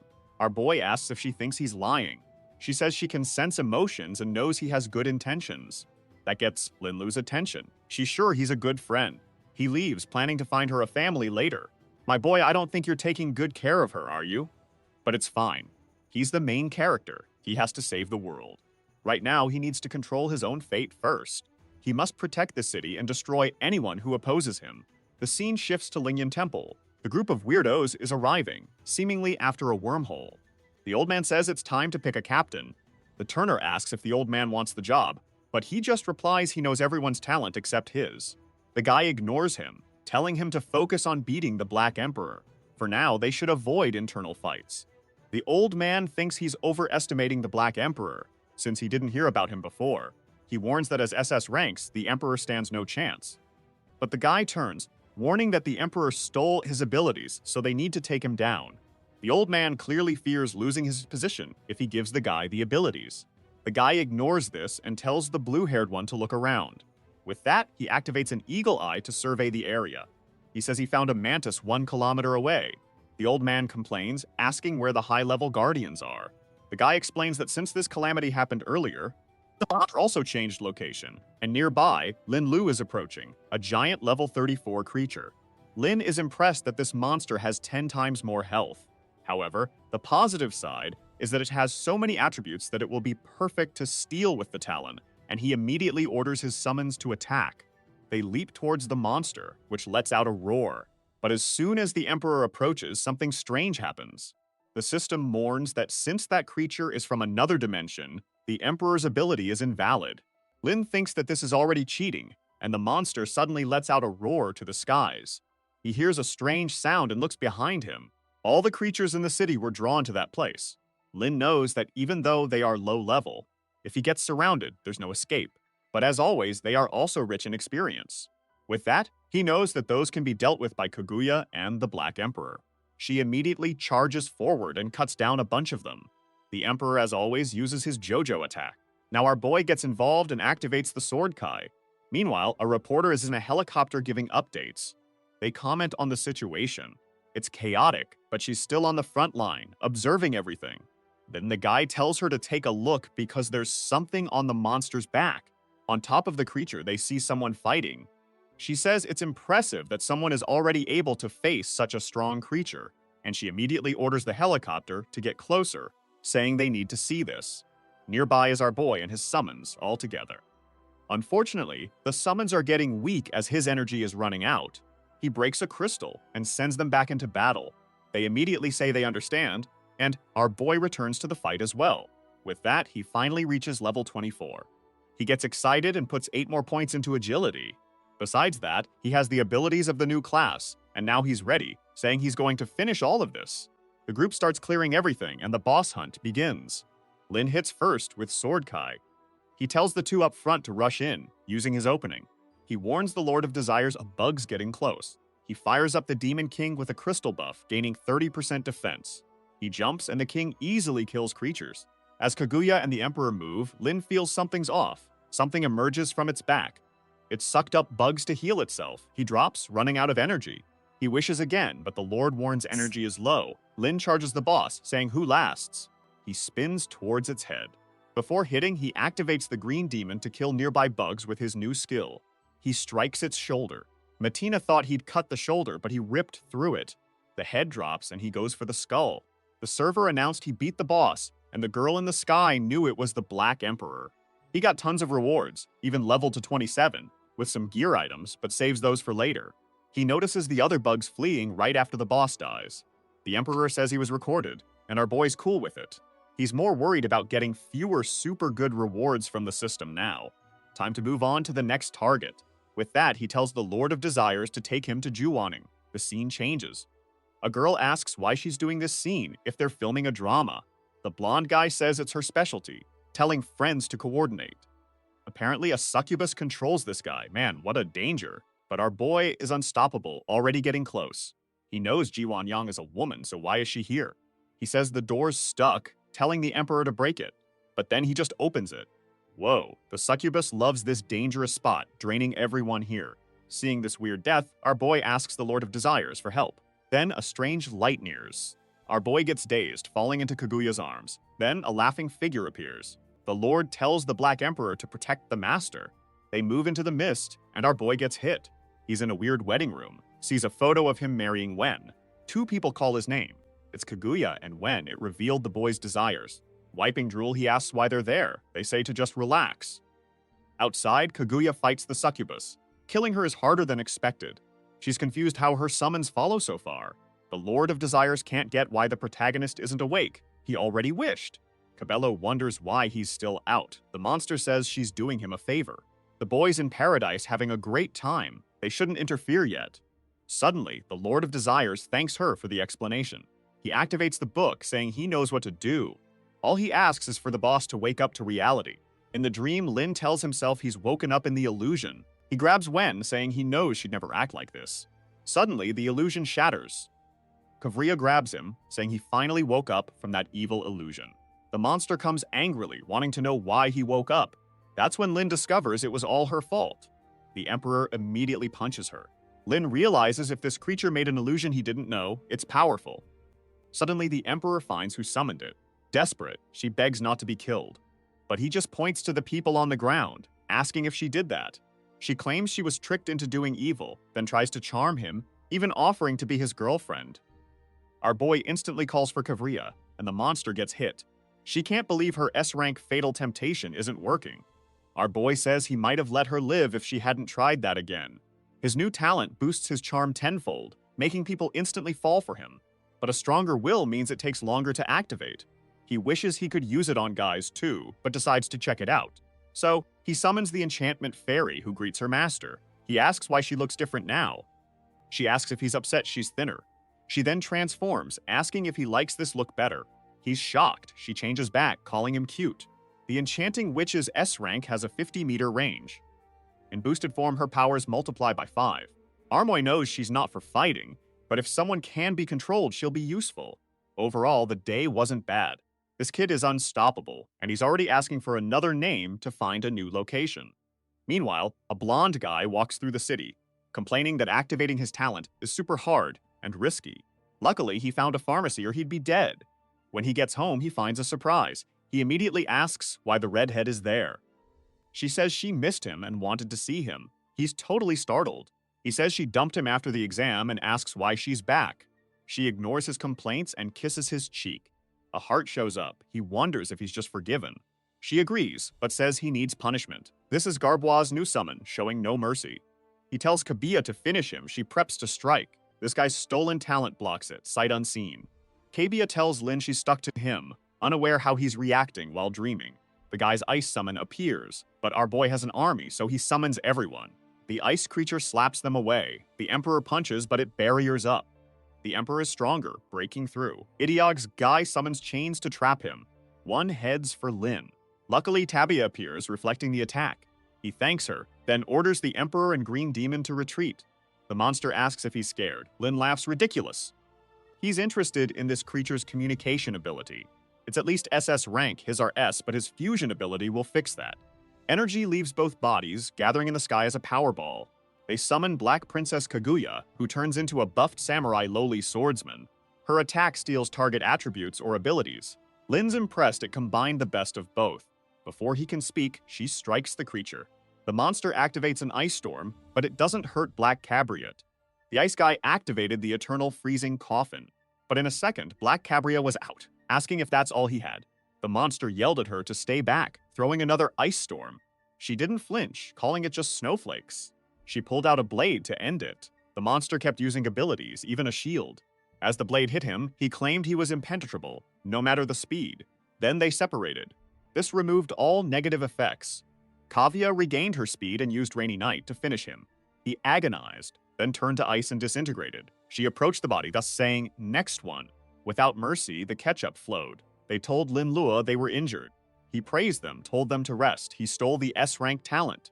But absorbing the ice, he realized it was more. He had to look. The talent was actually SS rank. It was a super strong persona, summoned in danger. He was speechless, not in danger lately, basically useless for him now. He'd ignore the ability, try summoning the ice guy. Of course, nothing happened. He slumped, summons tried to console him. Then he stood up. "I have an idea." He asked Kaguya to slash his neck. She'd be summoned if he was in danger. Kaguya asked if he was sure, then agreed. She got ready to cut. Blade about to hit. Nothing summoned, and he got scared.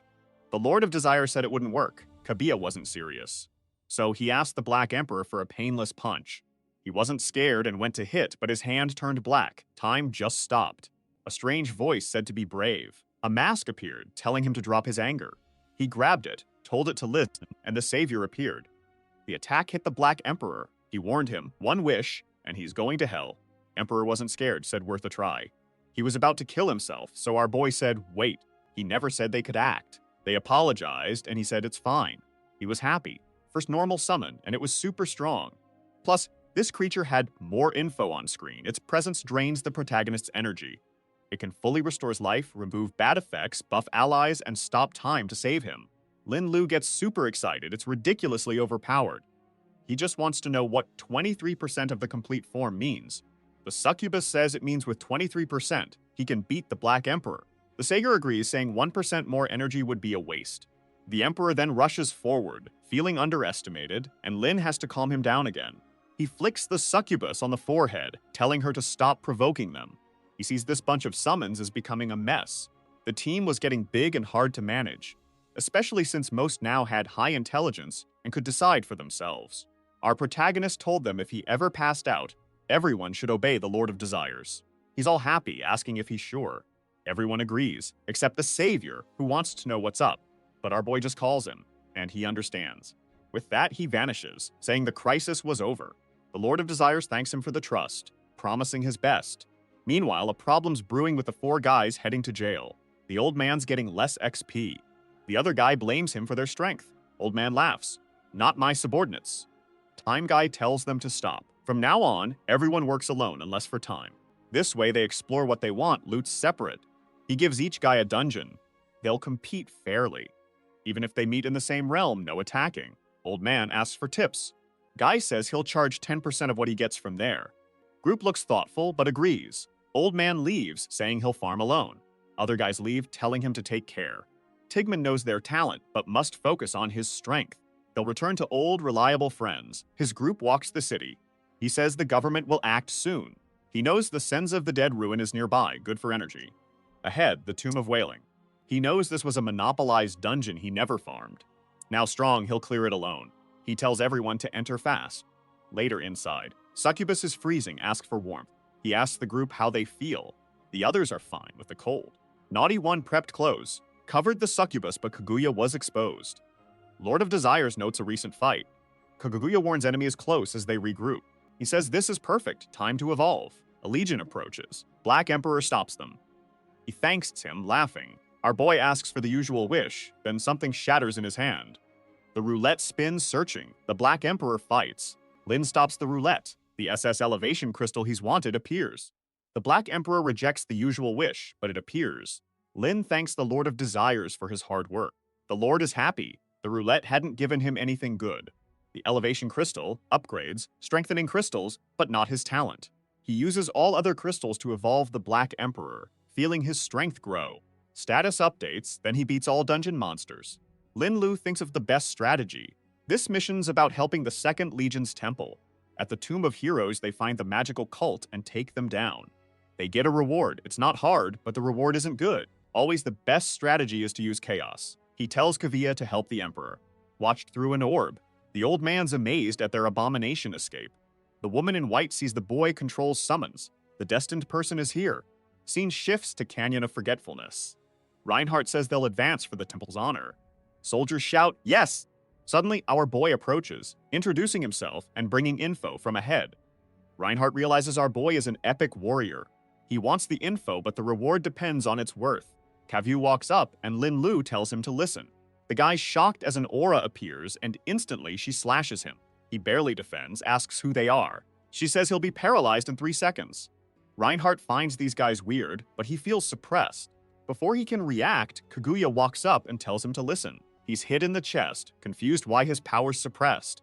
A warlock behind the boy, that's the reason. He uses a key burst to push everyone away. His riders charge to save their commander, but Lin Lu easily stops them. The guy fights Katmuya, calling Lin a coward for the summons. Our boy spreads his arms. Come at me, Reinhardt advances, feeling strange. He must kill, his assassin has seen it. The blade's about to kill him when the savior appears, asking who challenged him. Reinhardt's amazed by one person's many contracts. Lin just stops him for a second. The savior gestures, telling Reinhardt to explode. Rifts form. He tries to speak, consumed, he instantly disintegrates. They wonder if he's with them. The Lich isn't sure from the witch cult. The guy smiles, it's all set. She says with him dead, they'll have fun with the boy. With that, the Templars advance, telling the guys to follow the captain. Meanwhile, Black Kaguya is easily cutting through everyone. In a second, the guys are all down on the ground. By killing the NPC, he receives 900% more experience. He then tells them to hide and wait for the right moment to appear. Suddenly, something begins to emerge from the ground. A strange skeleton appears, saying that he's invited to visit the witch cult. Lin Lu finds this odd and wonders if the guys misunderstood something. He doesn't remember this account, but it's no problem because he'll adapt to whatever is necessary. With that, he tells the skeleton to lead the way. Obviously, he is eager for the rewards he will receive after dealing with this cult. At the entrance of the cave, he meets the Lich. Lin Lu says he doesn't know what's going on. He already knows that if he kills those guys there, the mission will end immediately. However, he's more interested in finding out where the ashes are to complete this mission. The Lich thanks him for his arrival and asks if he brings any instructions. Lin starts to get confused, but says that it seems he'll have to use his acting skills. He asks if the people there have already completed the missions assigned by those above. The old man replies that they are almost finished refining the giant ice dragon. Lin Lu immediately orders that he be taken to see it.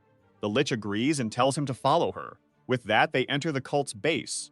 They arrive in front of a room, and she says it's right there. Seeing it, Lin Lu is shocked. The skeleton of a giant dragon is there, immobilized by chains. Lin Lu knows that when this creature is alive, it won't be something ordinary players can handle. He then asks the people how long it will take for it to wake up. They say it will take at least another 10 days of ritual. He knows that when it's awakened, it will surely be a boss, and most importantly, the reward won't be small.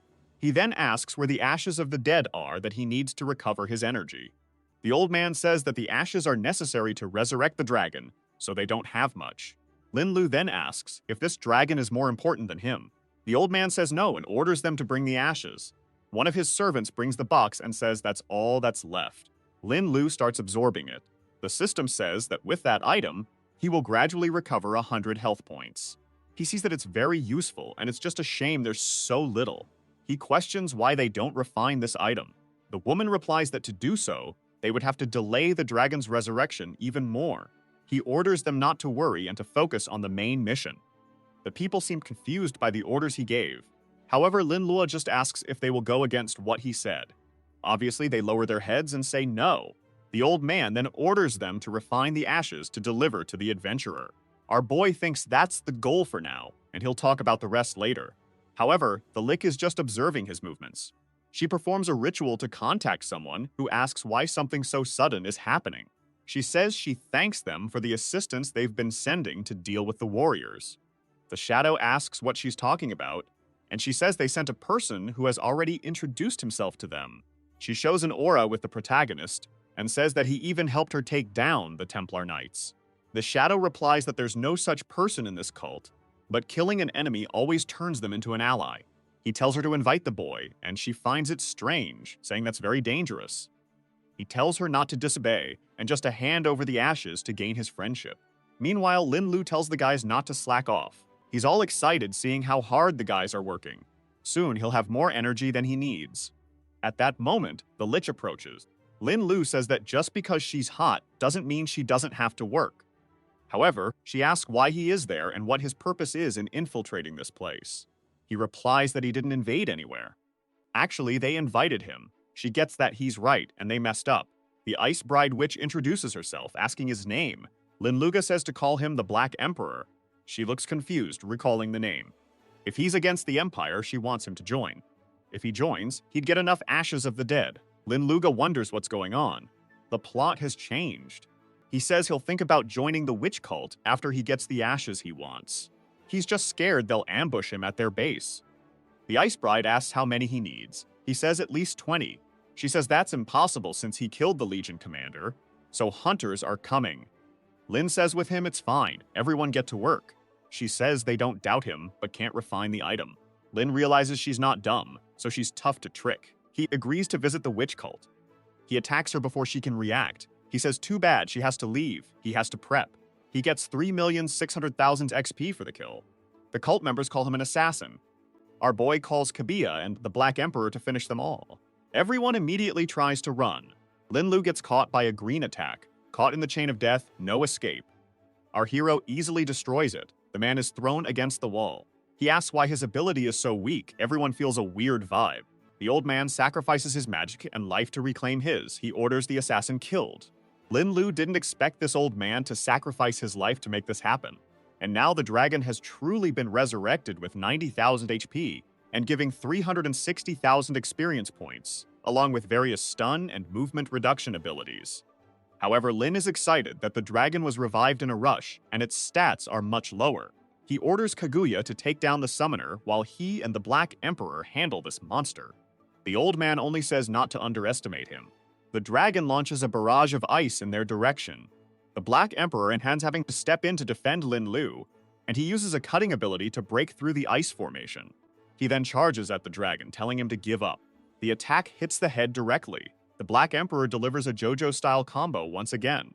However, none of it seems to affect the dragon, which begins to conjure a spell. But Lin doesn't stop either and launches another series of attacks at the head. The dragon becomes disoriented, and he immediately tells Kaguya not to give it any rest. She then charges at the dragon, landing a solid blow on its belly. Our boy tells everyone to finish off the dragon together now. Each of them attacks the monster's head from different sides, causing it to collapse to the ground. Harm Boy gains another 6,000,000 experience points and advances to level 28. Lin says that the dragon's life took a while to drop, but in the end it was well worth it. Now his ability has leveled up and can allocate more points to agility. He needs to keep evolving it to reduce the cost and be able to use it more often. He then decides to take a look at the boss items dropped by the creature. Something seems to catch his attention. From the middle of the body, he finds an icy sword. It's a diamond rank weapon called the Heart of Annihilation. Seeing the stats, Lin gets all excited. It will basically double his strength. He didn't expect to receive such a high-level item in such an easy realm. He believes it must be a secret reward for having wiped out everyone in this place. He returns to the bayou to see if there's anything else decent left, and starts collecting a bunch of horn fragments. Our boy managed to get a lot of potions, some money, and a few common items. Not to mention, this dragon horn allows him to summon a level 35 boss. He looks at the woman and says that next time, he expects her to make the ashes of the dead. With that, he calls everyone to leave this place.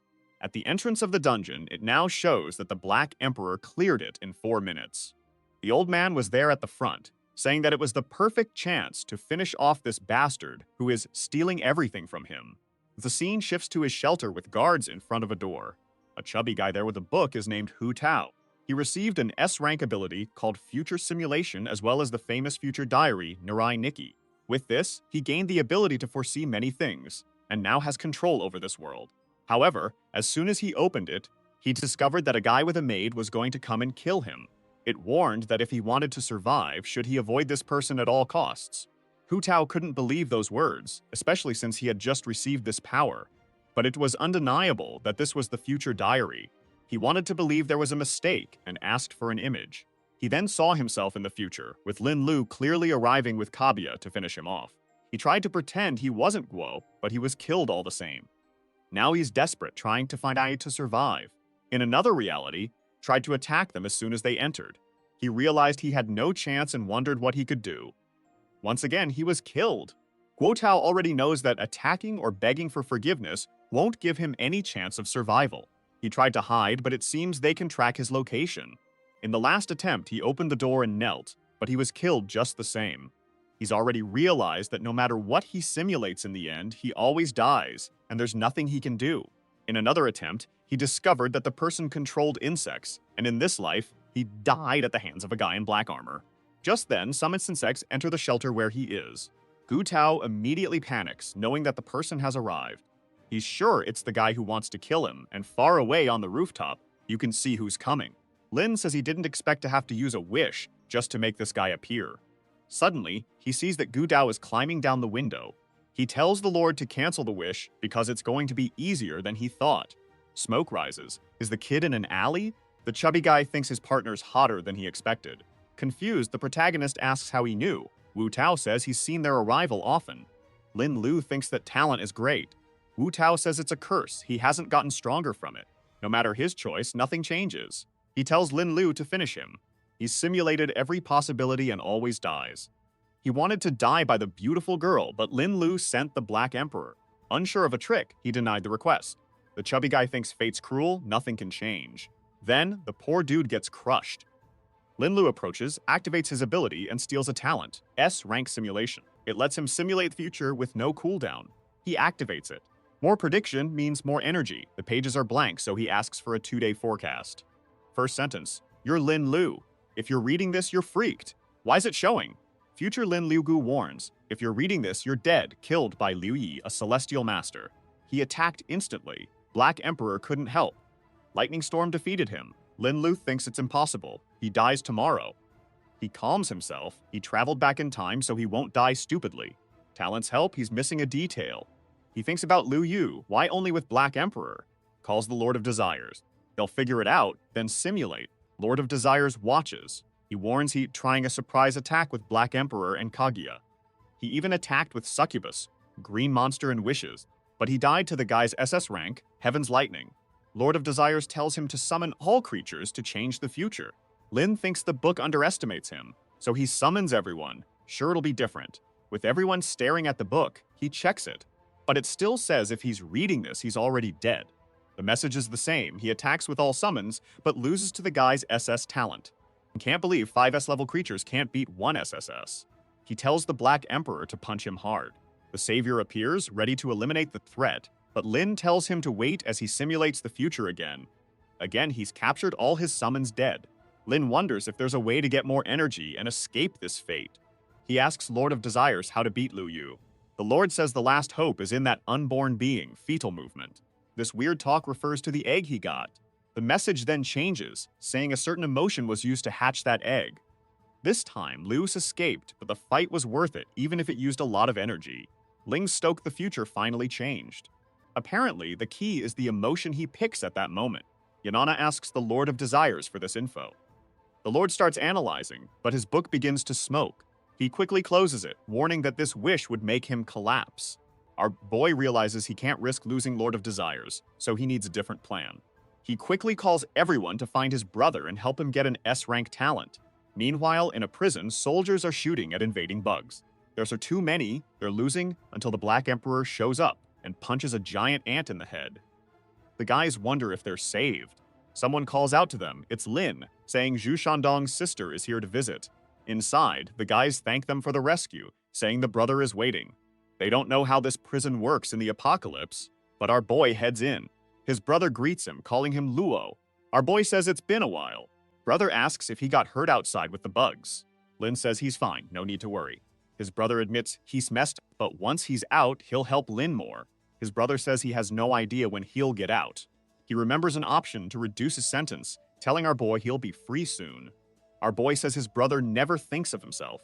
He warns that outside, no one messes with him and now his brother will be strong. Suddenly, the Black Emperor appears behind the brother, punching him. The guard immediately tells him to raise his hands and explain. Lin says he just brought an item for his brother, which isn't a violation. The Black Emperor then starts talking to the boy. Instantly, his brother's talent jumps from rank A to S. His Red Valor ability now reduces damage even more for every 3% life lost. The guard asks why the boy looks like he's on fire. Suddenly, the Crimson Lotus Mite appears, an S-rank creature that deals burn damage per second. Long realizes this is his brother's summon. Lin says this way, he can earn merits in prison and get his sentence reduced. Honestly, these guys should just escape. The brother asks where he got something so precious and why he didn't use it himself. Our boy tells him not to worry, he has plenty more. However, the prison camera was watching.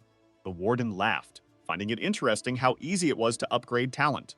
The guard then approached, saying their time was up. Lin said no one would harm them, and his brother told him to be careful outside. With that, he left, saying his brother would be out next time. On the way out, the guy said the warden wanted to talk about helping his brother. Obviously, this was all part of Lin's plan. He was then taken to the warden's office. The warden, Duan Qingfeng, introduced himself as the head of the prison and told him to sit. Lin knows the strongest talent here is ranked, so this guy won't lose his chance. Warden asks if Lin knows his brother's case. Lin asks if there's more. Lin recalled his brother's case felt fishy. The warden says his 15-year sentence was unfair, a setup. Lin offers to kill prison creatures for info on the framer. Warden says that's minor, they'll die soon. The warden cares more about his brother's awakening. Lin realizes he wants ascension crystals. Lin says info on the framer isn't worth a crystal. Warden offers to cut his brother's sentence. Hand over a crystal, and things are negotiable. Lin's face changes. He says everything's on. Lin asks for case details. Warden says Wan Group framed his brother. Lin knows the Wan Group is big. He asks why his brother isn't freed if it's a setup. Warden says it's complex, needing evidence. Evidence was forged. He just found the group was involved. He explains the case was suppressed. Qin Feng tells him to drop revenge, despite his S-rank talents. He can't fight the Wang Group.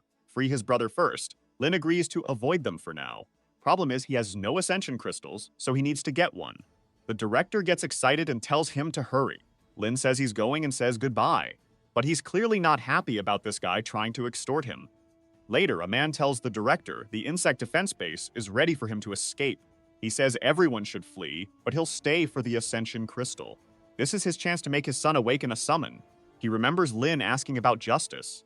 He can't fight the Yang Group. His family would die. Suddenly, the Black Emperor pops up, warning him smoking's bad. He turns asking who's there. It's Chenlu at the window, back again. The man asks if he really got the Ascension Crystal that fast. A one-way ticket to hell. Director slammed against wall, tries to yell for help, but can't. Lin says to give up, his voice won't leave the room. The old man asks why Lin's so mean he gave him the info. Lin kicks him in the face, saying he deserves no kindness. The man falls. Lin steps on his arm, demanding who in Wang Group hurt his brother. It was youngest Master Wang Hengxi. They stole the crystal. It was youngest Master Wang Hengxi. They stole museum artifacts, blamed his nearby brother. Our boy thanks him, a Black Emperor hitting his thighs. The man reveals he was paid 100,000 for it, which our boy calls ridiculous. Lin tells him to reveal where his dirty money is hidden. But the man asks if Lin thinks he can ignore any law just because he's awakened. Lin ignores him and calls for the Lord of Desires. Of course, he asks the man to spill the info, and he ends up revealing where all his money is hidden. With that, he gets a cut. Lin takes what was in the man's pocket, saying he'll collect the rest. The director says if he gets out alive, he'll seek justice. But our boy asks if he really thinks he's not in the wrong. Lin knows all those lottery tickets were stolen from people. In fact, he's the most lawless citizen. At that moment, some insects start entering through the window. Lin says he won't kill the guy, but who knows what'll happen. They leave, and Lin tells the bugs to cause chaos in the prison. But the man vows revenge, saying Lin will suffer a lot. The guards try to stop the bugs. But these bugs can shoot. Prison surgeon Lion Fan asks where the director is. He's still gone. Protagonist brother is nearby, offering to help. He's hesitant, but with the prison destroyed, he'll use his S-rank talent. The man says helping gets him a sentence cut and big reward. Long thanks him, then summons the Crimson Knight. However, an insect was approaching from behind. Naturally, the knight easily defended the attack. Long then announced they'd wipe everything out. With that, the summon punched the first one's stomach. The soldier was impressed that this knight alone was way stronger than countless people. Nearby, the protagonist watched with the Black Emperor. He said it's good to let his brother take action for now, so he gets some practice. His brother always protected him, but things have changed. He wants his brother to leave this place with dignity and live peacefully while he wipes out the world's darkness. Amid the smoke, someone shouts about escaping and causing chaos. Lin is just watching, but the smoke blocks his view. The Lord of Desires then says it's an S-rank person named Gao Kai, imprisoned for life. Lin finds out the guy has invisibility and asks to see anything. A white-haired man appears, wondering why his talent was fading. Just then, Lin shows up, and the man is sure Lin caused this. Before he can speak, the man attacks with shadow vines. Lin says it's a shame, but luck is always on his side. He dodges, commenting he heard the man only had an A-rank talent. So how is an S-rank person here? The man, on the other hand, is furious Lin knows this, since he tells everyone he only has an F-rank talent. Lin says he has ways to find this stuff, thinking he can't let such a good talent get away. The man tries to dodge again, saying luck's on his side, and realizes this kid is Spectre. He attacks Lin again, needing to escape this place. The Black Emperor easily blocks the blow. But the man climbs the vines up a wall, saying his freedom is key. He reactivates invisibility, sure Lin can't see him. But Kaguya hits him, already knowing where he was. The poor man falls to the ground. Lin, as usual, steals a talent, a level 5 hermit skill. It lets him go invisible for an hour daily. Lin isn't too hyped, S-rank stuff seems to have limits. He decides to check out the summit and calls for purple vines. Plant tentacles pop up. He realizes they make up for the ability's weak attack power. Suddenly, Lin feels his main talent changed. He can't steal talents anymore while it's S rank. He quickly realizes the limit is 9 summons, but luckily he has a plan. The scene shifts to the beginner dungeon, Valley of Wolves. Lin kills creatures. He takes a card, saying he's got enough. With the prison guy's stuff and his own, he got 500 cards. Using all his saved resources, he'll finally level his talent to SS. He tells the Lord that in 500 roulette spins, he'll get enough crystals to level up. The Lord says with these cards, he can grant this wish. The roulette starts. Lin knows he needs tons of ascension crystals. Items arrive, helping him level up. The Lord says he has a card and needs more crystals. Items arrive, helping him level up. Unused ones go to the creatures. Finally, he gets promoted. He's hit SS, so now he can keep stealing talents, and way more of them. Plus, he can turn stolen talents into gems to hand out or even share his own. The talent limit is gone. He can now have up to 19. He can swap a friend's bad talent for a better one. The Black Emperor feels a power surge. His linked creatures also hit SS. He gains new abilities and his stats jump significantly. He tells the Lord of Desires it's his turn to level up. So, he hits SS, getting tons of stats and lower cooldowns. He now has much higher dodge and crit chances. The Lord thanks him, feeling reborn. He calls Kaguya, who needs a flash of light. She's now so strong. Summoning her costs 1 energy per hour. The Lord of Desires tells Lin he's done, and can now evolve everyone else. He'll upgrade the egg and the savior to SS. Lin Lu figures with 7 SS creatures he can't lose. Still, he knows he can't overprepare, so he needs to be sharp. Weirdly, the old man sits on a rock, muttering Lin's exact words. He seems to know Lin's every move and thought. He's shocked the boy knew he'd lose. But mid-prediction, something attacks him. Lin Lu appears, thinking he'd catch him off guard. Lu Yi asks who he is to dare attack him. Lin Lu quickly says he's the guy the old man wants dead. Lu Yi laughs, asking if Lin thinks his summons are enough. Lin Lu grins psychopathically. Instantly, Kaguya attacks the old man. He uses a divine shield, summoning an ancient being. It hits her, but she blocks it. The old man demands Lin Lu say who sent him. Lin Lu sees a sneak attack won't work on him. Lin Lu stays quiet, so the old man tells him to kneel. He summons again, saying everyone must bow. The attack hits Lin Lu, but he summons the Lord of Desires, telling the Black Emperor to stop it. The old man realizes it's a trap. He clasps his hands, calling the Thunder God. A lightning bolt hits near Kaguya, but she dodges it. The Emperor's strike is stopped by a jar. Lin Lu can't see how the old man's still winning. Energy comes from the jar. Lin Lu tries to make his summons retreat. Hearing Lin Lu tell the Emperor to fall back, the old man realizes he's the one stealing all the dungeons. Lin Lu says he's the Black Emperor, and the old man will die today. Lu Yi asks why he's attacked, having done nothing to him. He says it doesn't matter, he's not afraid, so Lin Lu can attack. He raises his arm, calling the Supreme Exorcist. That's when the prophecy's thunder hits him, and from the smoke, a giant hand appears. Lin Lu immediately knows it's the SF rank summon. A muscular bald man named Dang Muchansen appears. Immediately, the Emperor and Kaguya decide to protect Lin Lu. The first one attacks, but Daimu easily blocks it, catching Kaguya's blade with 2 fingers. Lin Lu realizes Daimu hasn't even used any abilities yet, and is already stopping both his creatures. Even though the Emperor lands direct hits, they do nothing. The old man seems to know Lin Lu has more up his sleeve, admitting Lin Lu's quite strong for a guy with S creatures. But he still has lots of power, so he's confident. He orders Dangmo to retreat, and Lin Lu asks if the Great Lu is hesitating. The old man laughs, saying even if Lin Lu can see the future, he won't be afraid. This shows Lin Lu that the old man knows about his future-seeing ability. Lin Lu then asks if that's why the old man wants to kill him. The old man says even if Lin Lu and others can see the future, he's still the strongest. Lin Lu sees he's not the only one with secret info. He needs to deal with this guy and get that info. The old man says enough talk, let's finish this. He summons Yang Jian to end it. The summon shows up, ready for orders.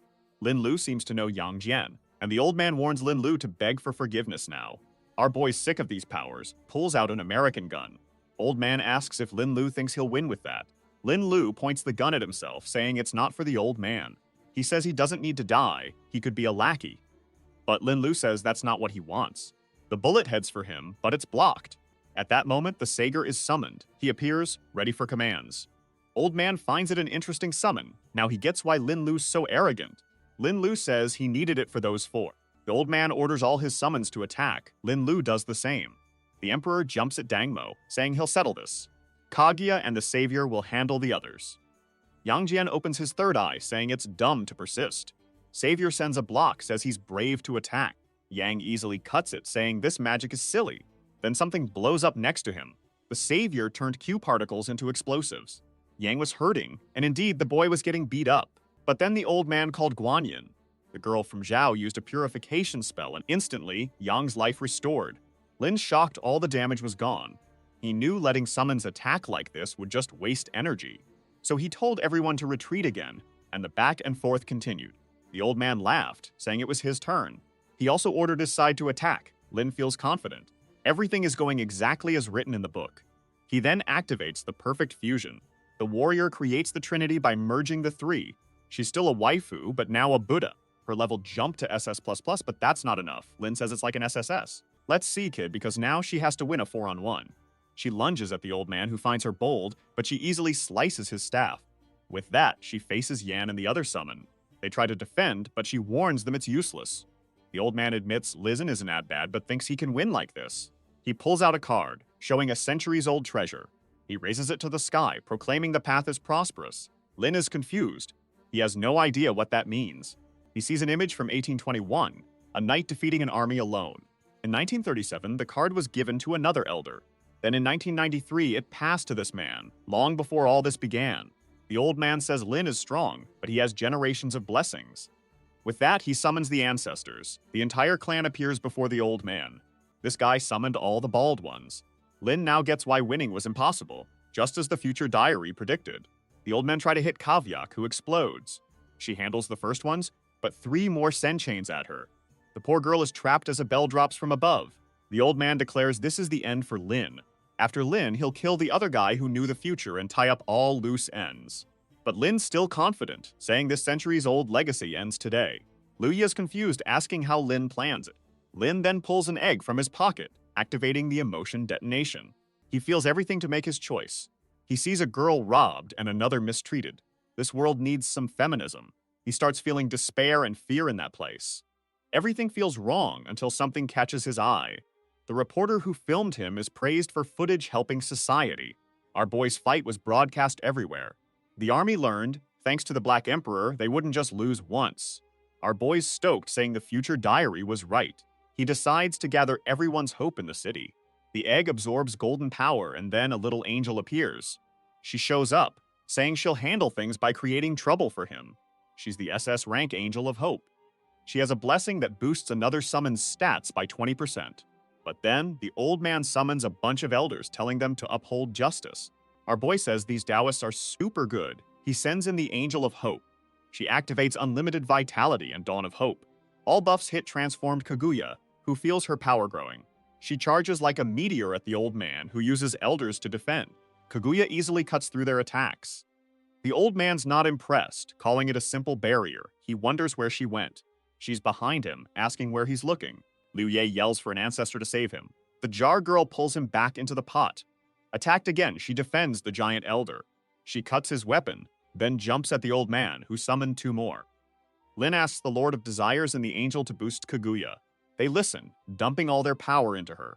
The explosion blasts the elders away. They vanish, shocked they lost to someone so arrogant. Liu Yi realizes things are tough, so he needs to run. But our girl is ruthless, activating her succubus power. The old man, unprotected, gets hit. She's behind him, freezing him as Kaguya fights the SSS rank. Our boy, with bent tentacles, sneaks up to finish it. But the annoying jar woman is about to save him. Our boy tries to stop her attack but fails. His goal was to steal the old man's talisman, making his ancestors vanish. Our boy says without ancestors, the old man is useless. The old man screams, demanding it back. Lin just orders him killed. But this old man won't die easily. He summons Taiping Yunzin. A giant lightning orc appears. Our boy wonders how many tricks this old man has. The old man activates the Thunder of God as Kaguya strikes. As her blade touches him, he turns to lightning and teleports away. Lin tells a summon to find this guy. He runs, saying he spent too much to let him go. Hiding, the old man doesn't know what to do after losing the talisman. He may need backup for this guy. He planned to walk with dignity, but now he must stoop low. He puts 2 talismans on his eyes to look. He senses someone coming from afar, and Kaguya is already here. The old man wonders how this is possible. He needs to disappear. So he gasps for Qianping's help again to get out of there. He turns into lightning and flies over the city. Our boy arrives with his crew, telling them to track. The old man's fleeing, wondering how this guy finds him. It's wild how he controls so many creatures, abilities, buffs, and summons. He killed a fly. A soldier asks for help. He checks it out and sees it's just a simple king-level bug. But then, he feels something again. It's the protagonist. With that, he shoves the soldier aside, telling him to move. The soldier stays, muttering about a coming disaster. Suddenly, the creature on his back attacks, but gets sliced in half. Our boy appears, asking if the soldier's okay, but the man just warns him to be careful. Our boy easily cuts everything in half. The soldier is impressed, saying they're finally saved. He kneels before Linluo, begging for help, saying his weapons aren't working. Our boy gives a thumbs up, saying with him here, everyone is safe. That king-level bug is right in front of him. The man explains this monster is summoning many of its kind. It seems many creatures like this are appearing in the city, each taking a different area. But he warns Linlu to be careful, it's tougher than it looks. Our boy says he was born on the battlefield, so it'll be easy. He just starts slashing and calls Kavya to help. She gets radiant, saying it's time. Then they start to defuse, and the Emperor regrets he couldn't do what was needed. Linlu says it's fine. They made the best alternative from the diary happen. And with that, the three attack to kill the monster. The soldier immediately recognizes him as the famous Black Emperor. He quickly calls the captain to say they're safe, and this guy has battlefield priority. While our boy fights, the soldier is busy with 5 text boxes detailing how cool Lin Lu is. Boy, Lin Lu is struggling to kill this creature. He had to activate everyone's powers. Again, the Emperor uses his JoJo move. The insect, though, shoots red power upwards. More insects are getting summoned, the guys realize. But with humanity's unity, everyone gets hyped to help. Lin Lu knows the perfect person for this at night, and he's not wasting the free XP. So he opens the item from the cave, summoning that level 35 boss dragon. It's S-rank strong, but its size makes it great for small stuff. The creature roars, freezing everything. Boss and summon slow. He hears someone calling, they're here. 4 copy-paste soldiers the artist didn't even bother to tweak. Lin Lu turns, asking why the artist is lazy. He tells them not to get involved, it's too easy. He explains the boss has lots of health, but only summons trash. The soldiers are confused by his scolding. He activates the Windsword key. For once, he actually went in, not sending summons and slashed. Wow, he even killed it! Look at this miracle! He got 35 Vilsen 1000 XP and bonuses. Finally, he hit level 29, taking it slow, honestly. The soldier, dumbfounded, is impressed it's the top player.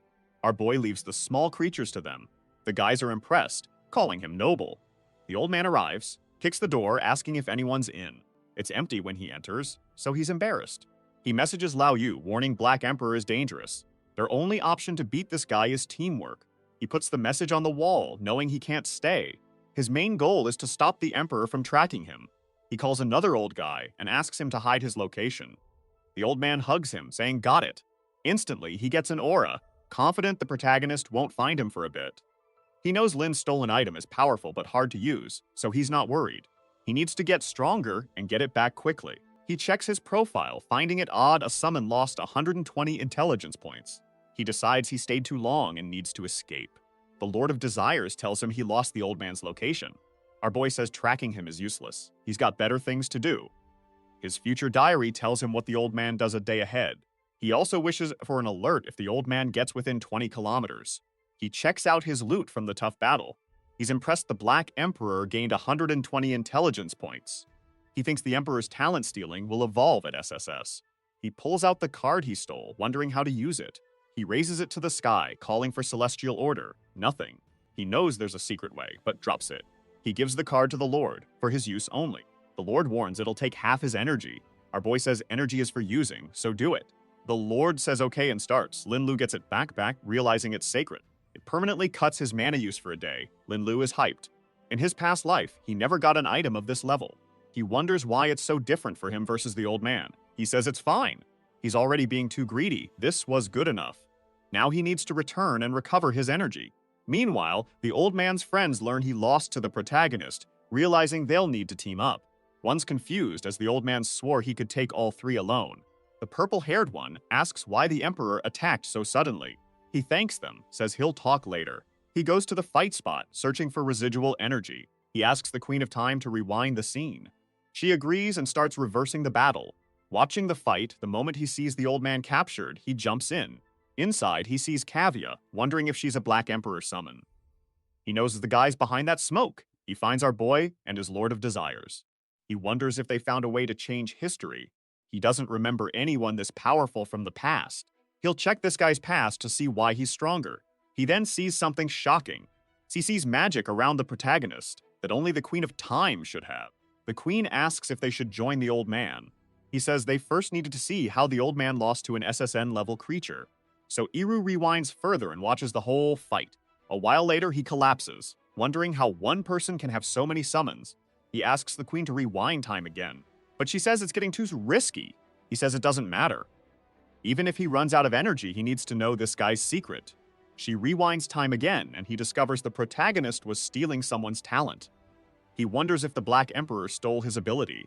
The Queen suggests they continue the battle, find where he sleeps, then blow them up in his dreams. However, the man is too scared to do that and says they need more info first. Our boy is back in the dungeon where he got the dragon and left the bodies being consumed. He thanks the dead its ashes and says he'll see them tomorrow. With that, he immediately starts farming a bunch of fairies. He returns to the crystal tree, which has grown more crystals. He remembers to visit King Fenla's treasure, the prison director. Arriving, he orders all security turned off. He enters the room, finding it modest. He pulls a secret book, opening another room inside, revealing piles of gold bars. No one could earn this much in 10 lifetimes. He quickly absorbs it all, converting it to tickets.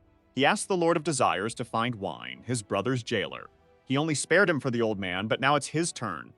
Elsewhere in the city, a man wakes up to his uncle, calling him down for breakfast. The young man agrees, tells him to clean up. Bring someone tougher next time, the last one broke. Uncle agrees, thinking he's crazy. At breakfast, he complains women are annoying. Suddenly, the place goes dark.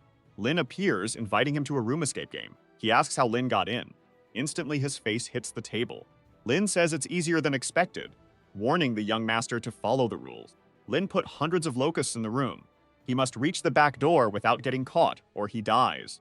Lin bids him goodbye, hoping he enjoys the game. The man gets up, wondering if he's hallucinating, then hears insects. He sees the locusts coming and realizes it's real. He starts running, begging for his uncle's help. If he reaches the back door, he'll survive. He gets to the door, sees smoke, and feels relieved. But then, someone congratulates him for passing level 1. Now, the second challenge is getting through the white mist. Wine, however, says he's tired of this and will end Lin. Our boy just tells him to stop being rebellious. Soon he'll be begging. Lin warns him a hunting bug is after him. Get home, you live. The guy tries to complain, but the bug attacks. He runs, saying he'll find Lin. But passing a window, locusts almost grab him. He dodges the first attack, but the second grabs his leg. Before Lin can speak, the guy begs for his life, offering anything. Lin just wants answers, telling him to cooperate. The guy quickly says he'll answer anything Lin asks. Lin hears the brother's name, and the guy says Changji planned it. Lin asks if it's the older brother, as he knows this family. The man says yes, Lin can trust him. He'd activated a talent to force belief. Lin says the man deserves to live. Then Lin hits his chest, calling it dumb to brainwash someone with a B-rank talent. A dad talks to his son on the couch. Suddenly, the dad senses danger approaching. He tells his son to hide, he's got business. He activates his summon, warning it to be careful. He waits for the door. Lin knows his target can sense danger. He enters, the man asks what Lin wants. Lin sits on the couch, bringing up his brother. The man says he only handles legal stuff. His brother did all the wrong. Lin summons the Lord of Desires, who confirms he's truthful. Lin offers the honest man a chance. He summons the Black Emperor, saying he's spared if his summon lasts 5 seconds. Chongqing says Lin's confident in his bet. He activates his risk ability, seeing 1 second ahead. He sees the Black Emperor and his summon fight. The poor thing is thrown down and done for. Lin warns he'll die if he loses, but the man pulls a gun, saying he just needs to kill the Lord. But the Lord of Desires made him bulletproof. The man puts his gun away, offering to buy his life, asking what Lin wants. Lin finds the offer interesting, asking what his life is worth. The man says he'll pay any amount Lin wants and give any info. But Lin says that's not an option. He orders the Black Emperor to attack, who punches Chongqing in the face. Lin says this makes it easier to puppet the family. He steals a new talent that warns him of danger with no cooldown. Lin summons a new one. It's the man's rank S power, named Transcendent. Lin thinks it's okay, but a shame it's rank S. He tells the Lord of Desires to attack that place in 5. Over at the wine group's industrial area, the last son asks his dad what happens now that the world's in chaos. His dad, Dao Qing, says nothing changes. The rich will keep all the power. He just needs to sell assets and buy dungeon items to make his kids way stronger. Lin enters, calling it an interesting strategy. He's dealt with 2 heirs, just 1 left. Daching asks what he means. Lin says he was clear and asks if they want revenge. The son tries to speak, but his dad tells him to get tea. He didn't want to, but his dad insists, telling him to go. He apologizes to Lin. Lin says it's fine if the son stays out of this. The old man asks if Lin's words are true. Lin says to believe it, all's clear. He says the plan will fail. This is just the first disaster, everything will collapse. Daoqiang doubts it, asks if Lin's lying. Lin says it's true and he'll kill anyone in his way. Dakang only survives if the Wang family supports him. Agree or die, the man accepts. Sun brings tea. Daching tells him to summon Lai's son, who has an S-rank talent. He tells Lin this guy makes contracts. The man arrives. Dao Qing asks Lai's son to show his talent and explain. He calls it the Tomorrow Contract, setting rules for both. Lin thinks it's like the Book of Wishes. Dao Qing asks if Lin will sign. The contract says Lin helps Dao Qing take over the Wang family. The Wang family must support Lin to get stronger. Daching puts his hand on it, Lin does. The contract is signed. Lin thinks he can break it anytime. Lin leaves, saying it was a good meeting, but he's busy. The son asks Daching why he teamed up. Father says if the boy killed his 2 brothers, he had no chance. This could be a good chance. Lin's back mission gets stronger. First, he must visit rare instances to collect all potions. Then, he'll create a company and a guild. This way, he monopolizes everything and keeps all profits. After some farming, his sword evolves to Fire Leap. Now he's all over Soldier Online with 2 small swords. Level 39 lizards don't stand a chance. The boy keeps farming, grabbing everything in sight. His goal now is to max out these 2 swords. Later, he faces 2 blacksmith kittens. He remembers never beating Monokuma in his past life, no matter his level. This creature's strength is a mystery. Many say it's invincible. A man nearby complains his level 13 sword broke. Our boy sees him complaining to the black and white bears and knows he's in for trouble. The guy gets kicked out. Bears say no return. Lin Lu shows them the item, asking for an upgrade. Bear says it's precious, needs king essence. He knows this only comes from a level 30 boss, so no luck for now. Then he summons his 2 swords. The bear checks them out, says they're actually good gear, and tells him to wait. He grabs his hammer and gets to work.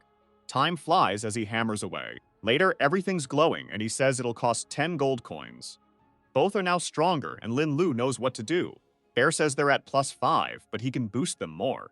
But our boy knows these guys just want to break his stuff. +5 is safe, but after that, chances drop, and they'll probably fail. But the Slay Boy has a plan and tells the bear that sounds great. The bear laughs, thinking humans are always dumb and greedy. The bear lifts his hammer, saying he can be trusted. There's no way it'll fail. The bear hears something and asks what it was. Our boy says he just wished for luck. The bear slams the hammer down, saying that's silly. The failure chance will keep rising, so it's bound to break. But weirdly, the sword actually hit +6. The bear is totally confused. He barely tried, yet it worked. The sword gets upgraded again and again, while the bear tries everything to break it. He stares at the glowing swords, asking how they upgraded 30 times without failing. Lin just thanks him, asking if they hit the limit. The bear apologizes, saying that's as far as he can go. Our boy thanks him, pretending it's a shame, but really he's finally gotten revenge on this guy who broke his items in his past life. Then a robot pops up and spills all the details about his sword. Lin's like, how does this guy know my stuff?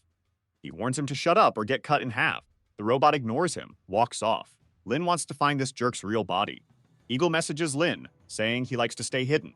He noticed Lin was super confident upgrading, and asks if he has something to boost success rates. Lin asks if he's heard curiosity killed the cat. The guy says he just wants Lin to help upgrade his stuff later, and he'd get a business deal that makes big money.